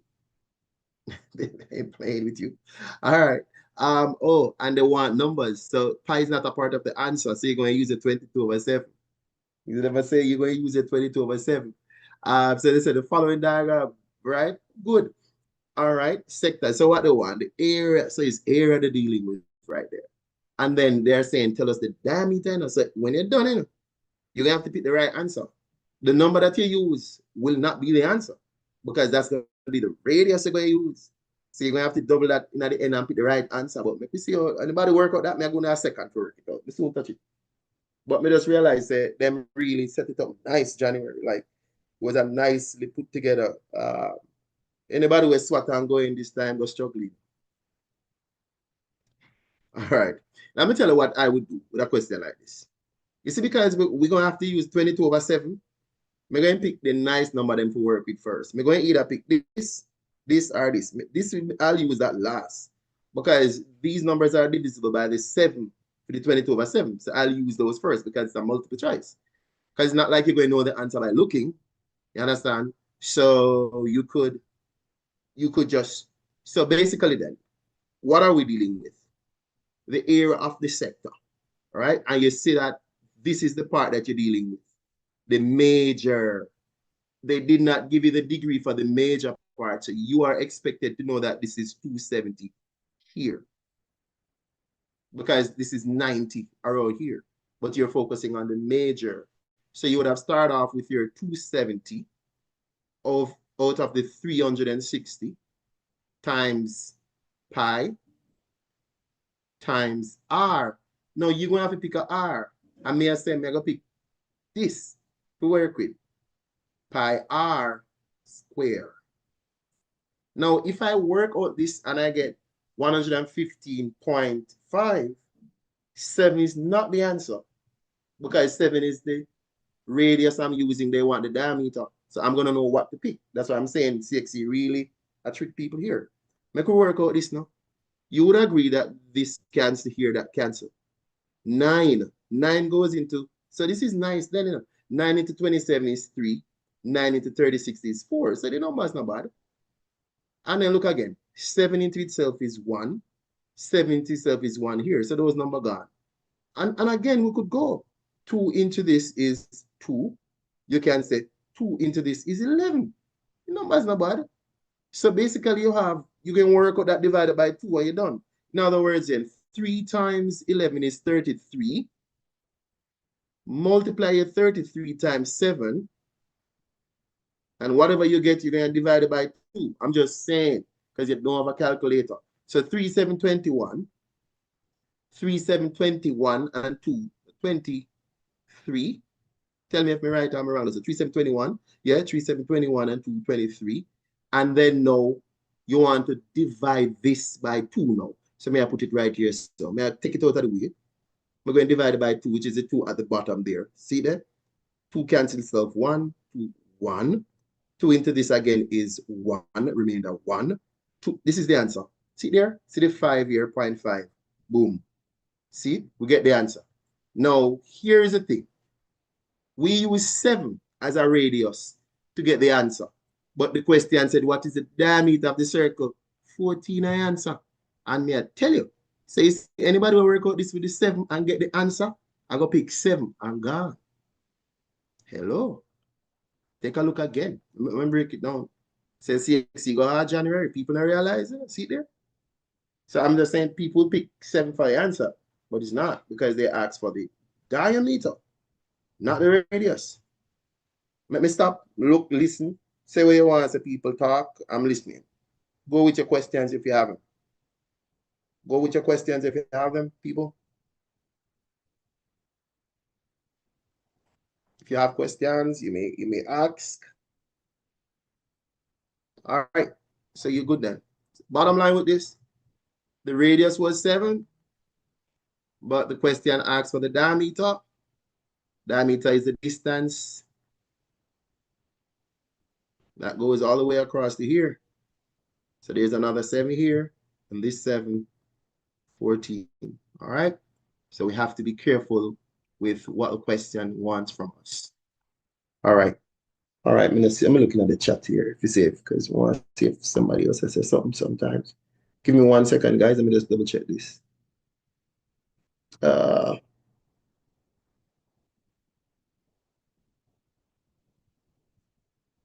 See if nobody look help.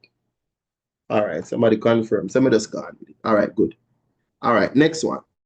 This is nice too. So the measurement question them change up. You saw the measurement question them look? 6 years ago, this fine, but anyways, billions. Go again there for the measurement question. Let me scroll down a little bit. See me there? Let's go. Oh, somebody want to do it again. The following diagram shows a compound solid. Just I see the comment here. So I got the next The question. surface area of the compound solid. The surface area of the compound solid centimeter square is. All right, so that they want the surface area. So you want to add up the surfaces that are exposed. All right, I forgot mark on this. So this diagram that you're looking at, let's deal with the surfaces in pieces. We're going to add up all the little surfaces. So this surface here that it is sitting on, right? It's going to be a 10 by 12. So this is 120, everybody. Surfaces. This big one at the side here, this is also 10 enough. So this at the side here is 120 again because it's a 12 by 10. The one at the front is 100 because it's a 10 by 10. So and then we're talking about, so watch this now. This 100 is at the back here. This 120 is on the other side here. Okay, so take a look. 100 at the front, 100 at the back, 120 at the side, 120 on the other side over there, and on the floor, it's 120. This is not a surface area here.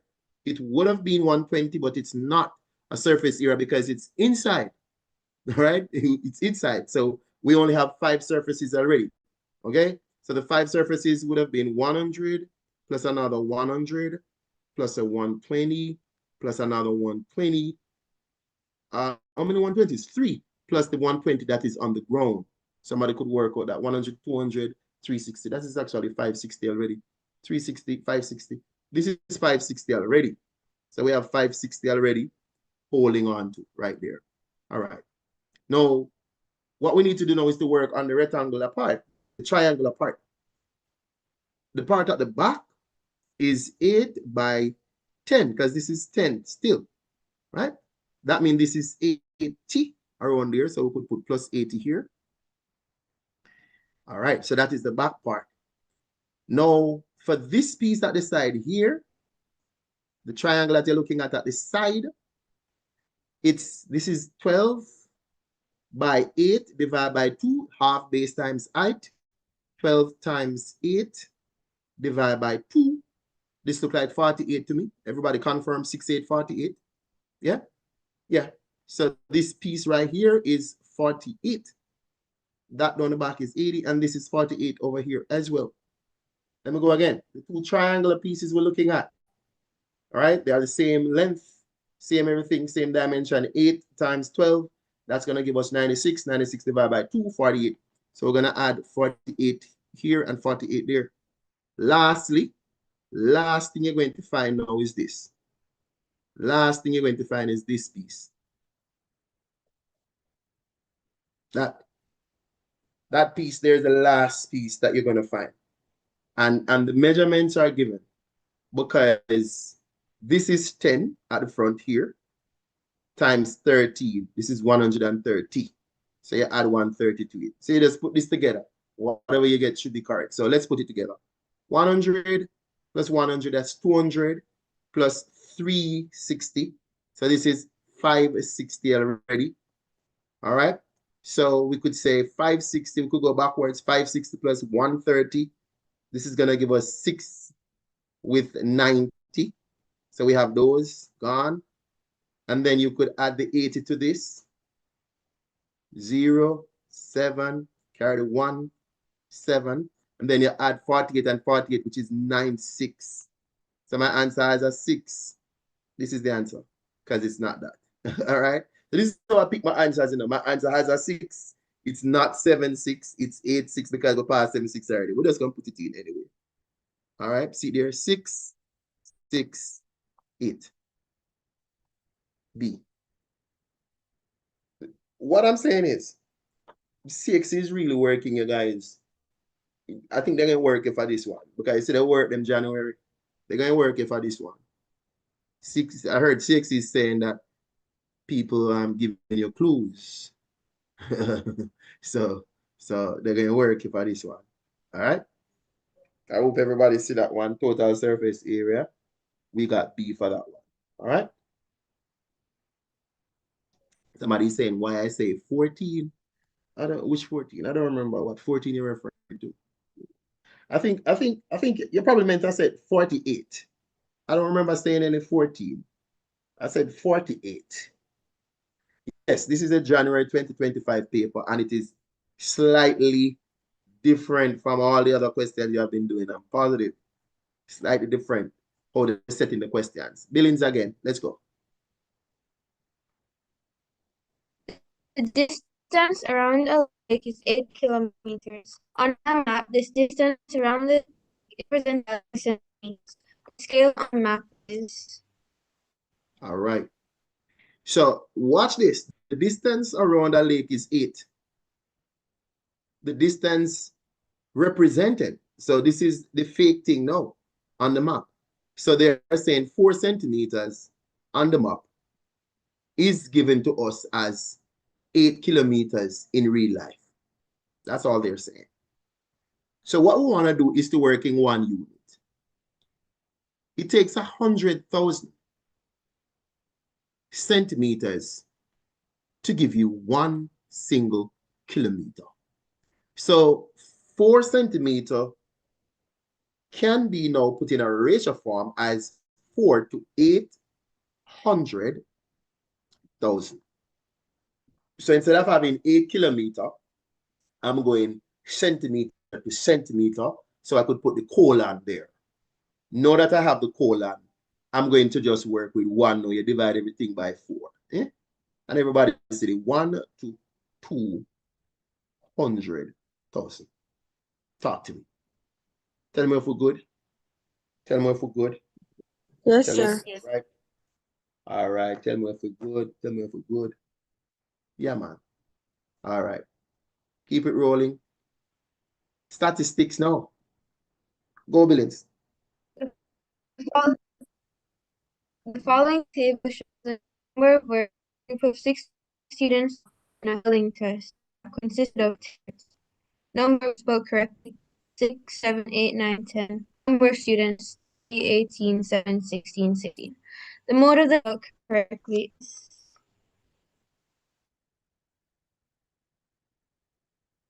Okay. All right. So I wasn't listening. Sorry about that. Wasn't student group 6. Okay. So we have 60 students. Got it correct in the spelling test consisting of 10 words. Okay.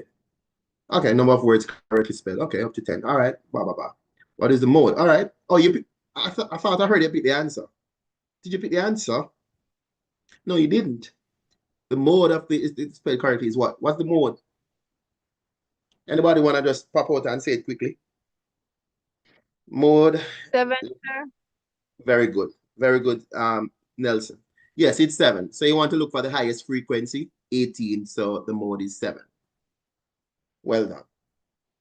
Mode is 7. Well done. Well done. All right, that's not a lot to do there. Let's go for see what else is coming. All right, let's see what 40 says. Go ahead again, Bill. So the following table shows the number of words a group of 60 students got correct in a spelling test that consisted of tests. The median number of words read out correctly during the test is. All right, so the median number of, we look at the median number of words. Oh, the median. So it's the middle you want. Remember how we work with our middle when it's in a table already. We add 1 to the frequency, divide by 2, and use it to guide us. So 60 plus 1 divided by 2. So 61 divided by 2 is 30.5. In other words, we're going to add until we reach 31 or more. We stop. 30.5, but there's no 0.5. So we're just saying. So you add until you reach the 31st. And you're going to go two different directions, but you're going with your frequency. So this is the frequency, you know, right here. So we're going to come this way first. 16 plus 16, everybody agrees 16 plus 16 is 32, so we pass. So that means we stop. And then we go over here. So this one is saying 9 is the answer. Now we're going to have to go the next direction now. So we're going to change the color of the marker. We're going to go this way. Remember, you're adding the frequency here. This is 21. 21 plus 7 is what? About 28. We still not reach 31. But the moment you add 16, you pass. So you have to go and pick. You pick 9. So the answer in this case, the median is 9. Like easily done. Median is 9. Let me see if anybody wants clarity. B is the median. Sure, clarity, please. Danica, you can find the median of any data if it's already in a table group by adding 1 to your frequency. There are 60 students. The frequency is 60. So it's your duty to know that you're going to be searching for 60 plus 1 divided by 2. This helps us to position the median. It's not the answer. It's going to tell us where to look. So when you do this, you're going to get 30.5. 30.5 is basically you're looking for the 31st term. Are you there? Now, you're looking for that in your frequency column, or in this case, it's a row. So I'm going to highlight your frequency in yellow. Those are the frequencies. You're going to add the numbers until you get 31 or more, going this way. So the moment you add 16 and 16, you would have reached 31. So you go up to where the median is, because the median is a correctly spelled word. Are you there? Oh, yes, sir. Yes, sir. That's the problem. Were you picking 16? That's what I want to know. No, sir. No. Okay. So it's a correctly spelled word. And then this is not the answer yet. You have to do it from the other direction. Because sometimes when you go from 2 different directions, you will not end at the same place. And that's when you would have to add and find the average of them. So you're going to go from this direction now. 3 plus the 18, that's 21, plus the 7, that's 28. You're still not there. And then by you add the next 16, you pass 31. Then you go up. You realize it's 9 as well. So both of them choose 9. So 9 is the answer. Okay, sir. Got it. All right, good. All right, let's go for 41. Let me see if I could minimize this so the answers could be on screen as you read. Go ahead for me and read, Village. The following pie chart shows the popular games played by a group of students. Basketball, 30%, cricket, 35%, tennis, 6 degrees, and football, 90 degrees. If 180 students play football, how many students are in the group? All right. So you do realize that they kind of mix the thing up, because in one instance, you're given percentage. In the other instance, they're giving you degree. You can't work with two different things. You gotta work with one. So if I would, what it is they want, I would work with all degrees. Depends. Not degrees, all percentage, or it depends. It's up to you, right?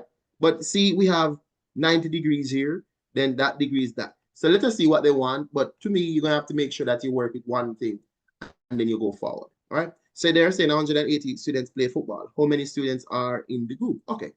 Okay. So we focus on football then. Oh, well, I guess you don't have to do anything because the question is way easier than normal now. Because look at this. So this question is like really easy. They're saying this is 180.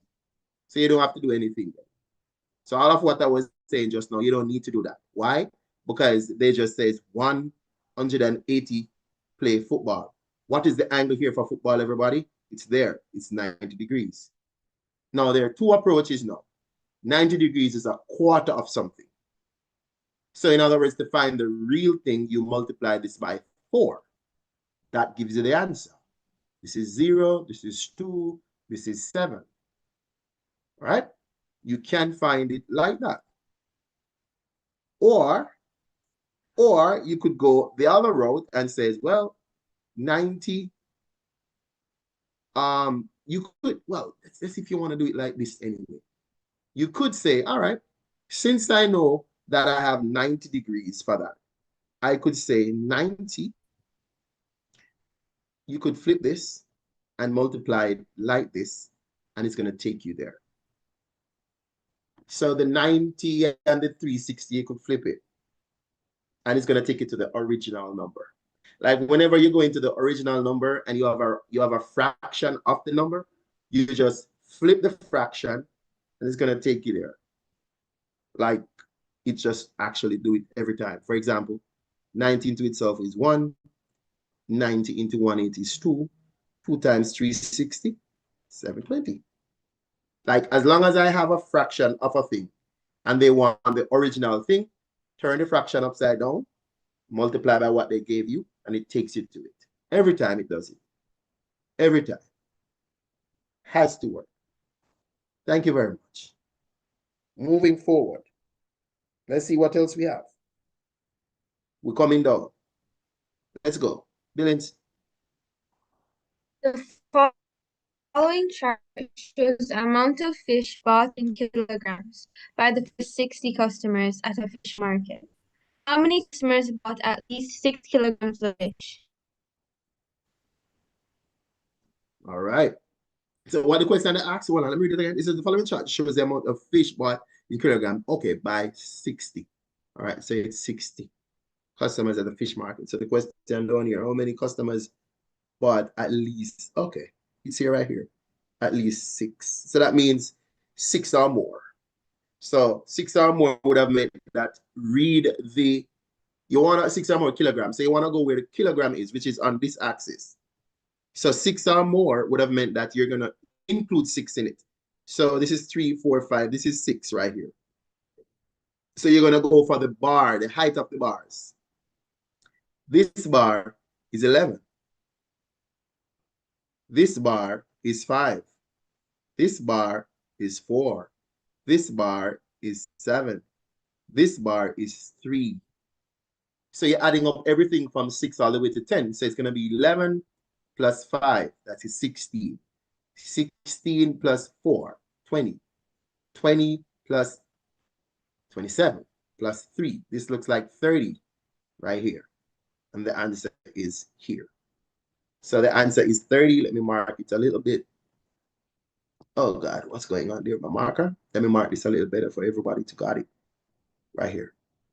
Here it is. Tell me if everybody is good. So remember, at least means that or more. That's the only thing. At least, that, or more. All right. And the moment you grab that, you're good. All right. Like the video, people. Share it. All right. This one here. It says the following diagram shows. The following diagram shows the cumulative frequency of the height of 20 seedlings. Okay, so this is the height of 20 seedlings, cumulative frequency. And it says the semi, oh, CXC working, you guys. It says the semi-interquartile So the one semi-interquartile range. Remember, a semi-interquartile range is Q3 minus Q1 all over 2. Because interquartile range is just Q3 minus Q1. But semi-interquartile range is that. So what you're going to do now is you're going to have to go. So all right, I'm not even going to transfer this to the other screen. All right. So let's deal with this now. Q3, everybody knows it's 75% of your sample. So it's 75% of 20. For most of us, you might know what is that already. 3/4 of 20. Anybody knows 0.75 of 20? What you get? 15? 3/4, this is 15. So you find your 15 and you go across with your 15. So somewhere here. All right. So we'll pick up this number as soon as we get there. It is somewhere here or right here, because I didn't blow this as big as possible. But it's right here. So it's like 0.246.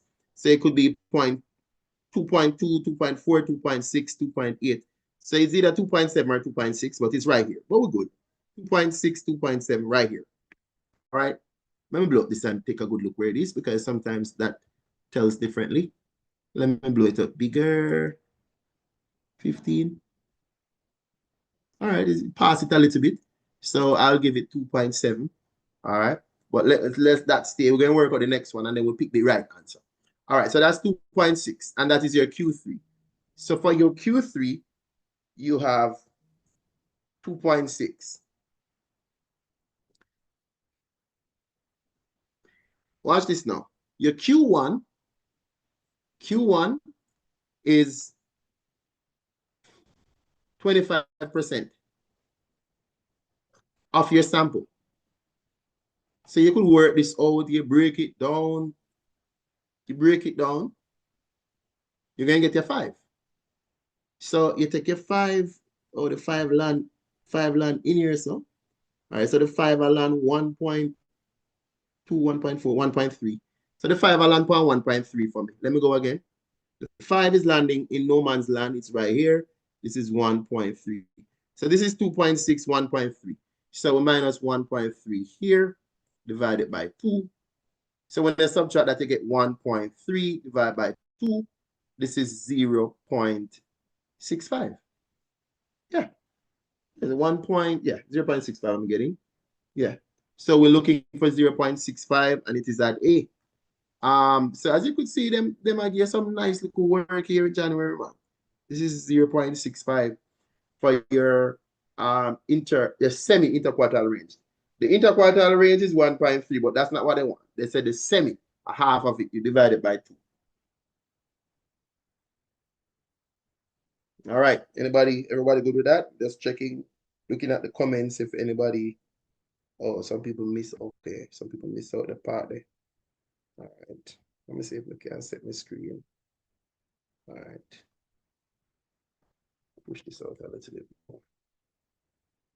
All right, people. Sorry about that. I think some people never see that just now. My fault. All right. All right, so we get 0.65 for that piece right there. Let's keep going. Read again for me, please. 600 students sit an examination. The probability of a randomly selected student failing the examination is 1/5. How many students are expected to pass the examination?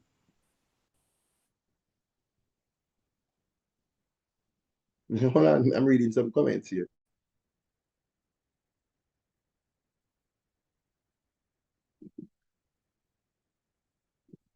What is person saying?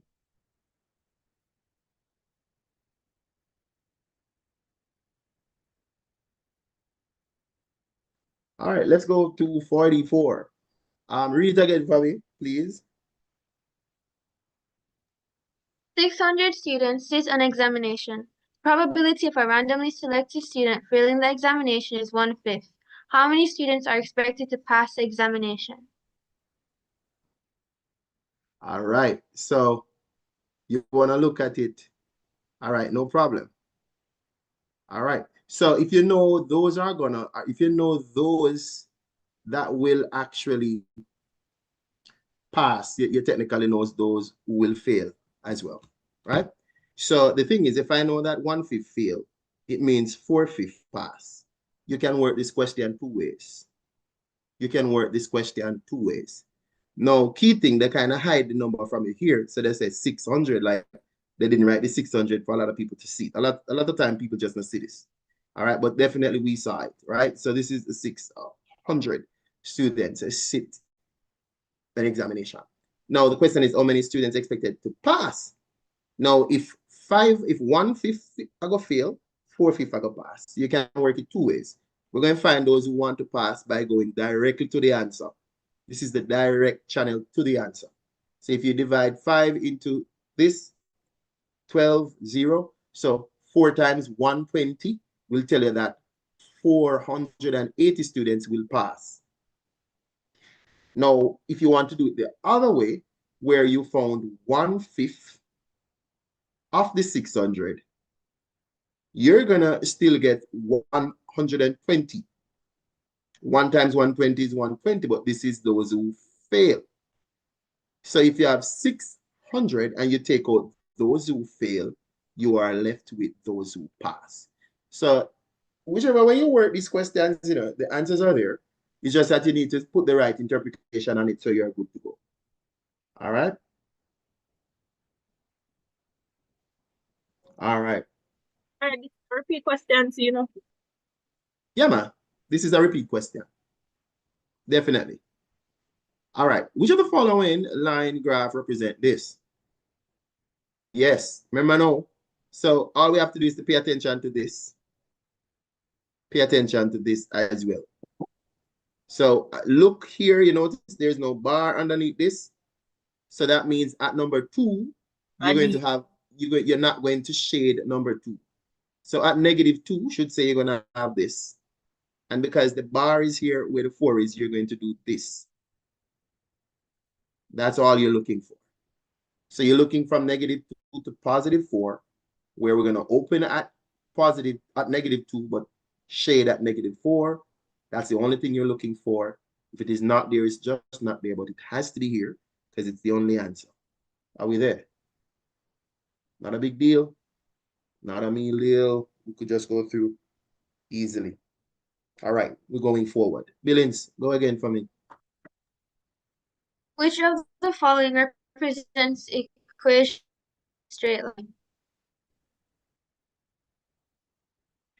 All right.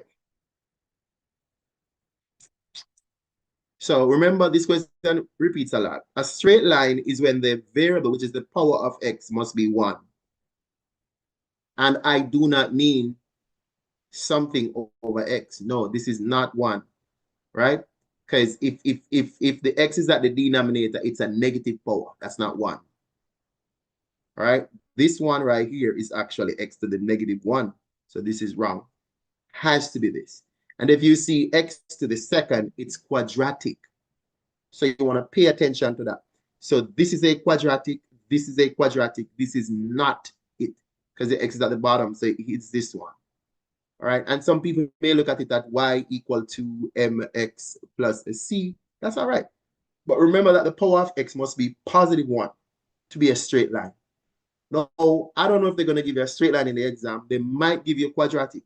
So the quadratic will look like this. Y is equal to ax squared plus bx plus c.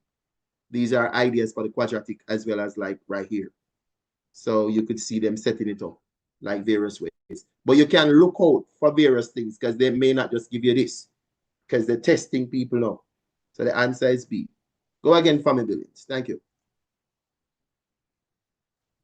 What is the grade of this line? 2y equals -3x minus 8. All right. So what is okay? You wanna pick your answer for this one, Billings? Yes, Yeah, sir. it's right already. We'll make it up. So with working All right, Billings a breakup. So I'm to just gonna work say it out, you'd have to you just divide by 2. your internet breaking up, or maybe it's mine, I'm not sure. So you were saying to work it out, you just divide everything by 2.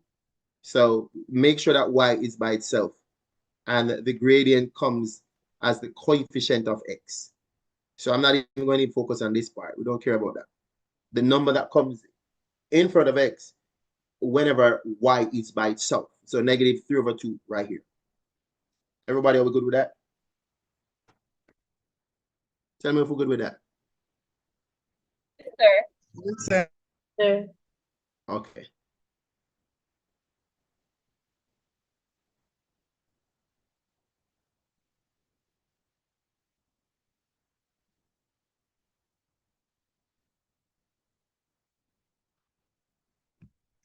All right. Let's take a look at this one now. This is a repeat question. Maximum point, anybody? Just want to quickly state this. Maximum point, it's there. Maximum point. 2, 4. All right, 2, 4. B, sir. Yeah, this same question come a lot of times. So 2, 4 right here. 2 meets 4. And make sure that you pick this one where the 2 is coming first. Well, I'm not going to say that. You have to look at the question. But for this one, 2 on your x, 4 on your y. Okay? So you, right. 2, 4. Coming down, questions are not too bad. Sir, wait, can you go back? Go ahead. What about it? I just wanted to see I didn't, it froze. Oh, it froze. We're asking for the, it was asking for the maximum point. Oh, So sorry, we are yeah, saying I where got 2 that. meets 4. Yeah. Sir. Go ahead, Ro. Billings at Hilton to only answer the question when they must see every class. Go anyways. You love. All right. There is a reader one that you know. Billings computer sound like it a chip out. No, sir, I'm too shy. But Hilton read it. Okay, Hilton read. Billings sound like she a chip out. Hilton. According to the following graph, the solution of the equation y equals 4x minus x squared and y equals 0 are. All right. So them asking for the solution. So, and in this case, the solution is asking for x and y together. Because you know, so they can ask you for a lot of things. They could have said to you, what would have been the x value for the solution? As well as they could ask for the solution, which include x and y as a point. So this is what this is. So you look for the solution the same way you learn, wherever it crosses the x-axis, right here. That's one. And instead of just looking for x equal 0 and x equal 4, you're not going to see that only because this question is more in depth. But you're still going to pick it up if you look, though, because it's still A. But the point is 0, 0 right here. Everybody see that this is 0, 0. And everybody say that this is a 4, 0. We're talking about, so there is a 0, 0, and there is a 4, 0. Tell me if you see that right here. So you have to just look. And in any case, you wouldn't get this wrong anyway, because there is only 1 0 with the x and 0 with the 4, because this is 0, this is not 4, this is not 0, this is 0, but this is not 4. So you could see that everything else is actually wrong. But I'm just saying this one, they tweak the question a little bit, but it's the same thing. We're coming down, because we're ready for the exam. I want to feel about the exam. I feel like you can get 60 if you don't focus.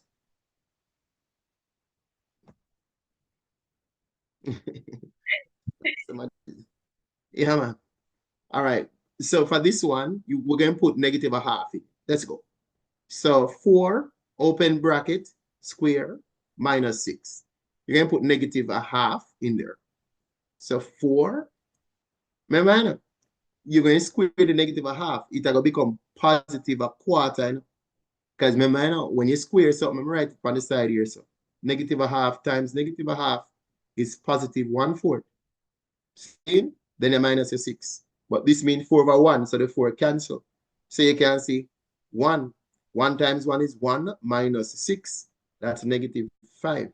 Anybody still alive in the class? -5. -5. It's Yes, sir. 20, it's 2025 paper. It's our January. That's a lot. This is the latest multiple choice paper from CXC. January 2025. Somebody ask it. Remember to follow in, man, and go over the DellyMaths concept and subscribe to the YouTube channel as well. But make sure you follow right here, so guys. Go ahead. I'm listening to you. Could you go back to So, 50? you want us to look at 50? Yes, sir. I didn't see when you were going through it because I thought Yeah. this.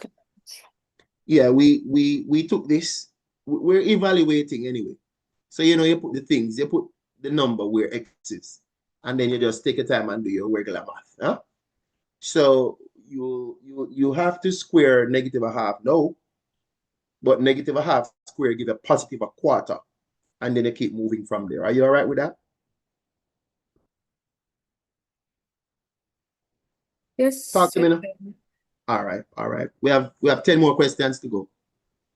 They want to know which the line L perpendicular to this. What is the gradient of L? Now, remember, you know, when you're going to perpendicular lines, if it's going to be perpendicular to this, you at least want to know what is the gradient of this. But you cannot know the gradient when it is in this format. You'll know the gradient when the y is by itself. I don't want to say you can't, because I know what the gradient is by looking at it, because I'm actually working it out mentally. But what I'm saying is the proper way to do it is to make sure that you are having the y by itself. So I could put this y over here. So we'll have 2x minus 8 equal to a positive y. Because the y is isolated, then the gradient of this line is 2. So this is 2 over 1. Because the gradient is the coefficient of x. But here's the deal. They don't want this. They want the gradient of the line perpendicular. And when it is perpendicular, the next gradient is the negative reciprocal of this. So we're going to reciprocate it, turn it into a half, and then negate it. So we're going to get -1/2 right there. So that's number 51 right there. All right. A couple people might pick C, but be careful. Has to be the opposite sign, right? Can't be the same thing. And Remember, can't be the same thing. All right. If you're just coming on the live, like the video, man. Like the video. Give me some like. We're gonna have 120 likes. Want some more? Come on. All right. Which of the following set to represent this? X squared plus 3. Now, basically, they are saying, you know, if you should take 0 and substitute it, I'm going to do it. That means I'm doing f of 0. I'm going to end up with 3. Sir, you can just show me 51 1 minute, please, or a second. Okay. Make y the subject first. Relax. Pick the gradient. Flip it upside down. Negate it. Change the sign. If it is positive, it's a negative you want. If it's a negative, it's a positive you want. Because it's a negative reciprocal, right? All right. So what this means is that one of the points we're looking at is 0 goes with 3. You do notice that all of these go 0 with 3. So technically, this is a waste of time. I wasted your time just now. Because we shouldn't do the 0, because 0, 3 is a must. All right? So I shouldn't do that one. I didn't even realize that all of them are 0, 3. So that means you're going to have to do another one now. You're going to have to do +1, right? So you're going to do f of 1. F of 1 is 1 square plus 3. 1 square is 1 plus 3 is 4. That means 1 goes with 4. At this time, I am able to eliminate things that can't be. So that means this is wrong. Because this is 1, 1. That can't work. This is 1, 5. That can't work. So this is wrong. So the only 2 answers I have now is B or D. And guess what? I'm going to have to work 2. Now I'm going to see. I'm going to work 2 to see if I get 5 or 7. And that's it. So if I go f of 2, it's going to be 2 squared plus 3. So this is 4 plus 3, 7, which means 2 we'll go with 7. So which one of them has 2 with 7 from my answer? This one. So the answer is D. And this is how I navigate through the paper at times. The moment you pick something and do it, you can eliminate some. And then sometimes you're going to zoom in with 2. And then you say, okay, which one? Sometimes I look to see what I'm going to do. Understand? Just see what you're going to do. So you pick. But anyways, let's see what's going on for this one. Circle theorem, not bad. Which of the following is in the diagram, which is the center O, where we have POQ. What is the value of Y? Sorry about that. Everybody could see that we, when we were learning circle, we use all sort of computer stuff to zoom in and changing numbers on screen and stuff like that. And we saw that. Yes, this one. Yes, this is angle at the center. Yes. Circumference. Yes. 2 times the angle at the circumference. Well done.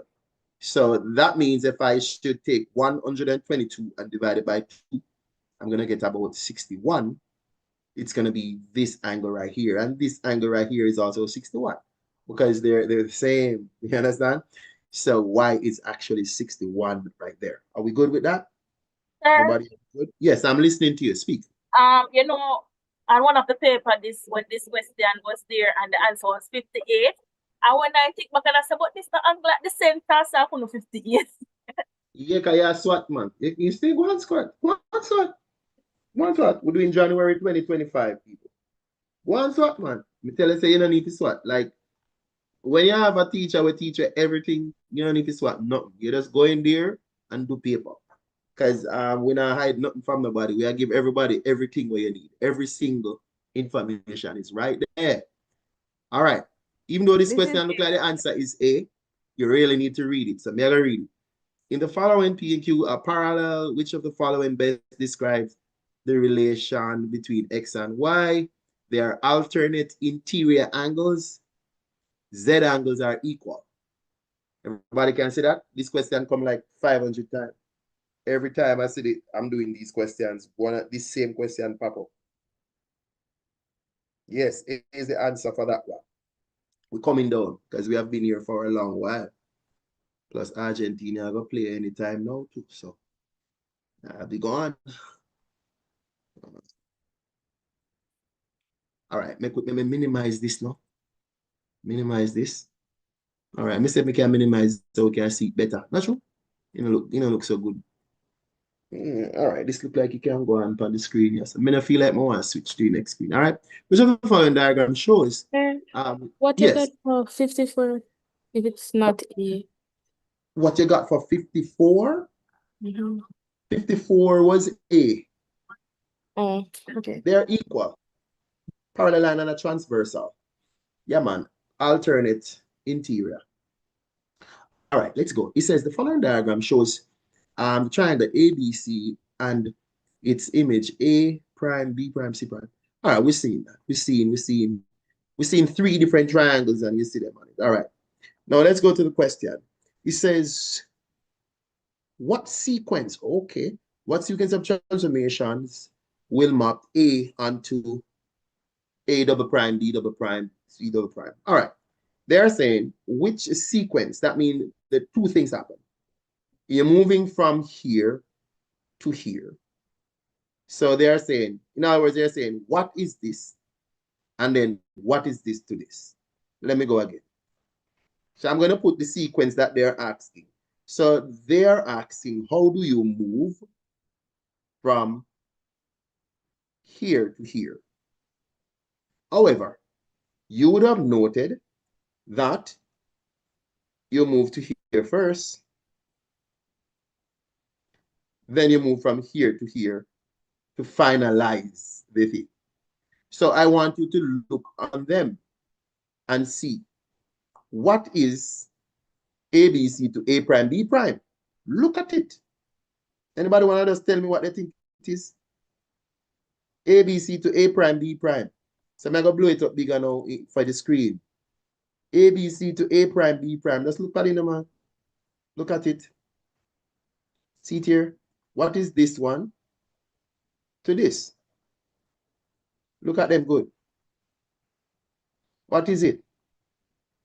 Anyways, go ahead, Ilton. It look like a reflection. It's a reflection in what line? Be very specific now, because we're doing stuff now.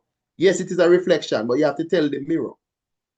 Tell the mirror. If it's not there with the mirror, that's fine. But we want the mirror is halfway now with the mirror the right answer. So the number here look like what? 1, right? X equal 1. 1, 2, 3, 4. So you look on your axis so you can pick up. So the mirror is X equal 1. All right?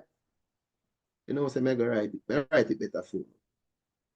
The mirror is X equal 1.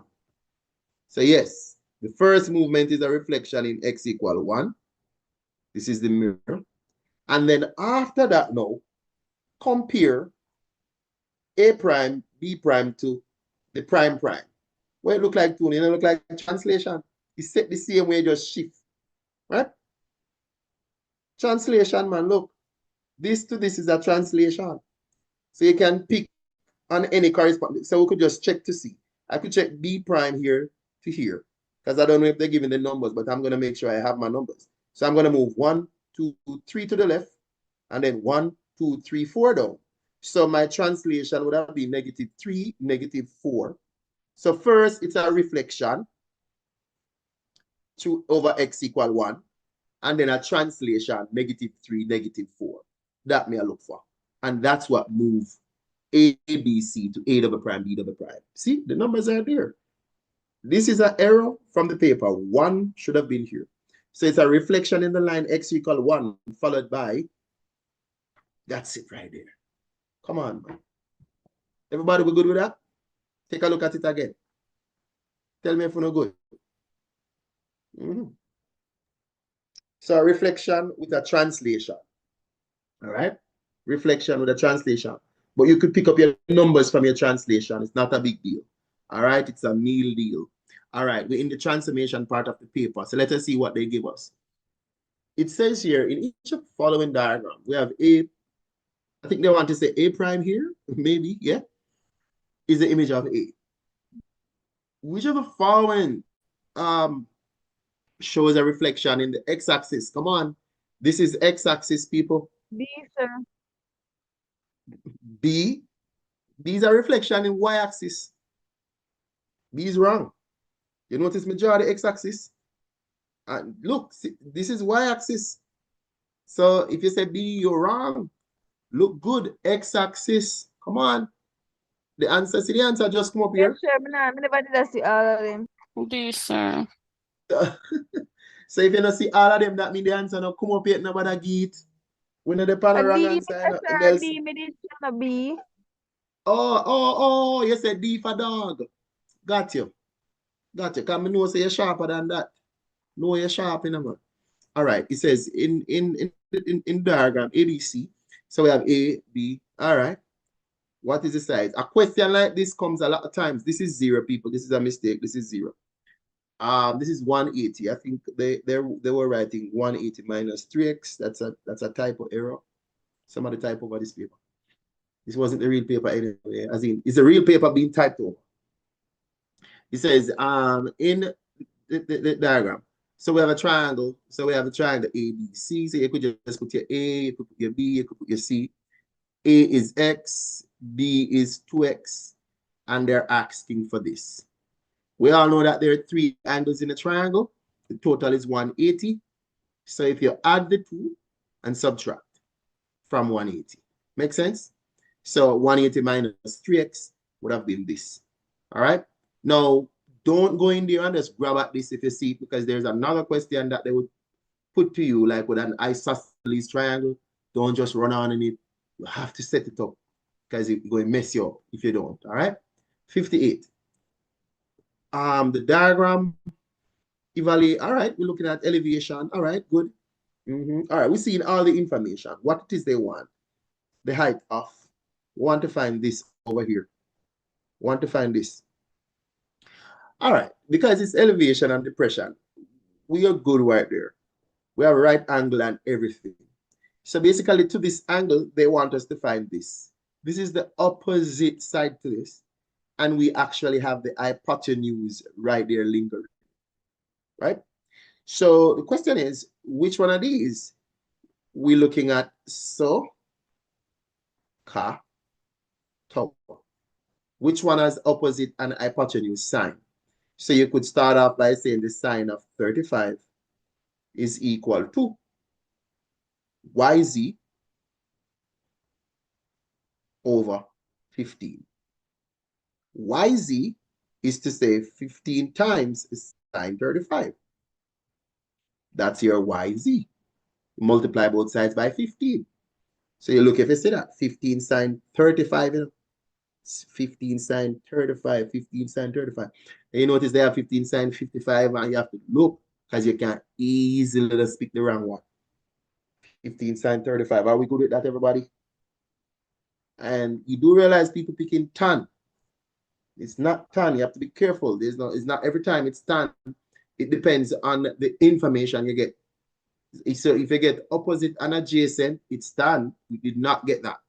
We did not get opposite. We did not get that, and we did not get adjacent in it, should say. But we had the opposite to find. So we have to look out. This question now is, where's the D part to this? This is the one that a lot of people say this comes a lot, where it's a similar triangle and we're finding length. Length. We're not dealing with area. So scale factor is easy. The scale factor is 2. So or half, depending on how you're looking at it. So if you're moving from the bigger one to the smaller one, 7 divided by 2, this one is 3.5. That's what they want. MO. So this one is easy. But look, see what they're asking before you pick. All right? Because not all the questions are like that. Let's keep pushing. Last question for the night. I'm going to tap out. Because, 100, I just make sure I go through. He says, under the translation here, the image of this is what?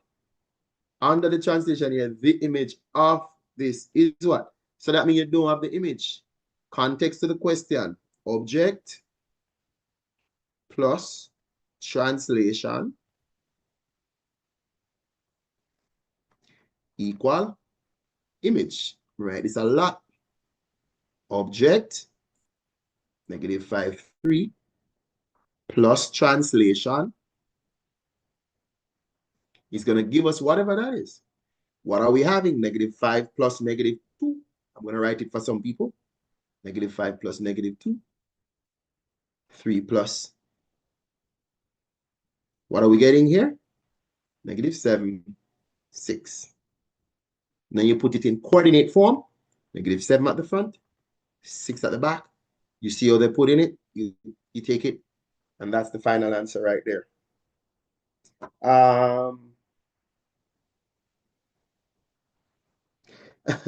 You just come here late, about 2 hours they are burned from me. Burn up now. Let me just say this to everybody. I strongly believe that you have a very good chance at nailing this. Remember, I know we have been working at getting 60 out of 60. We want to get some serious passes. And you can get it. You just have to relax, look at the questions, read them. Do not just see a question and think, okay, I saw this one last night. A lot of times they're going to tweak it. So you're still going to take the time to go through, right? Take the time to go through and make sure you're not just messing around.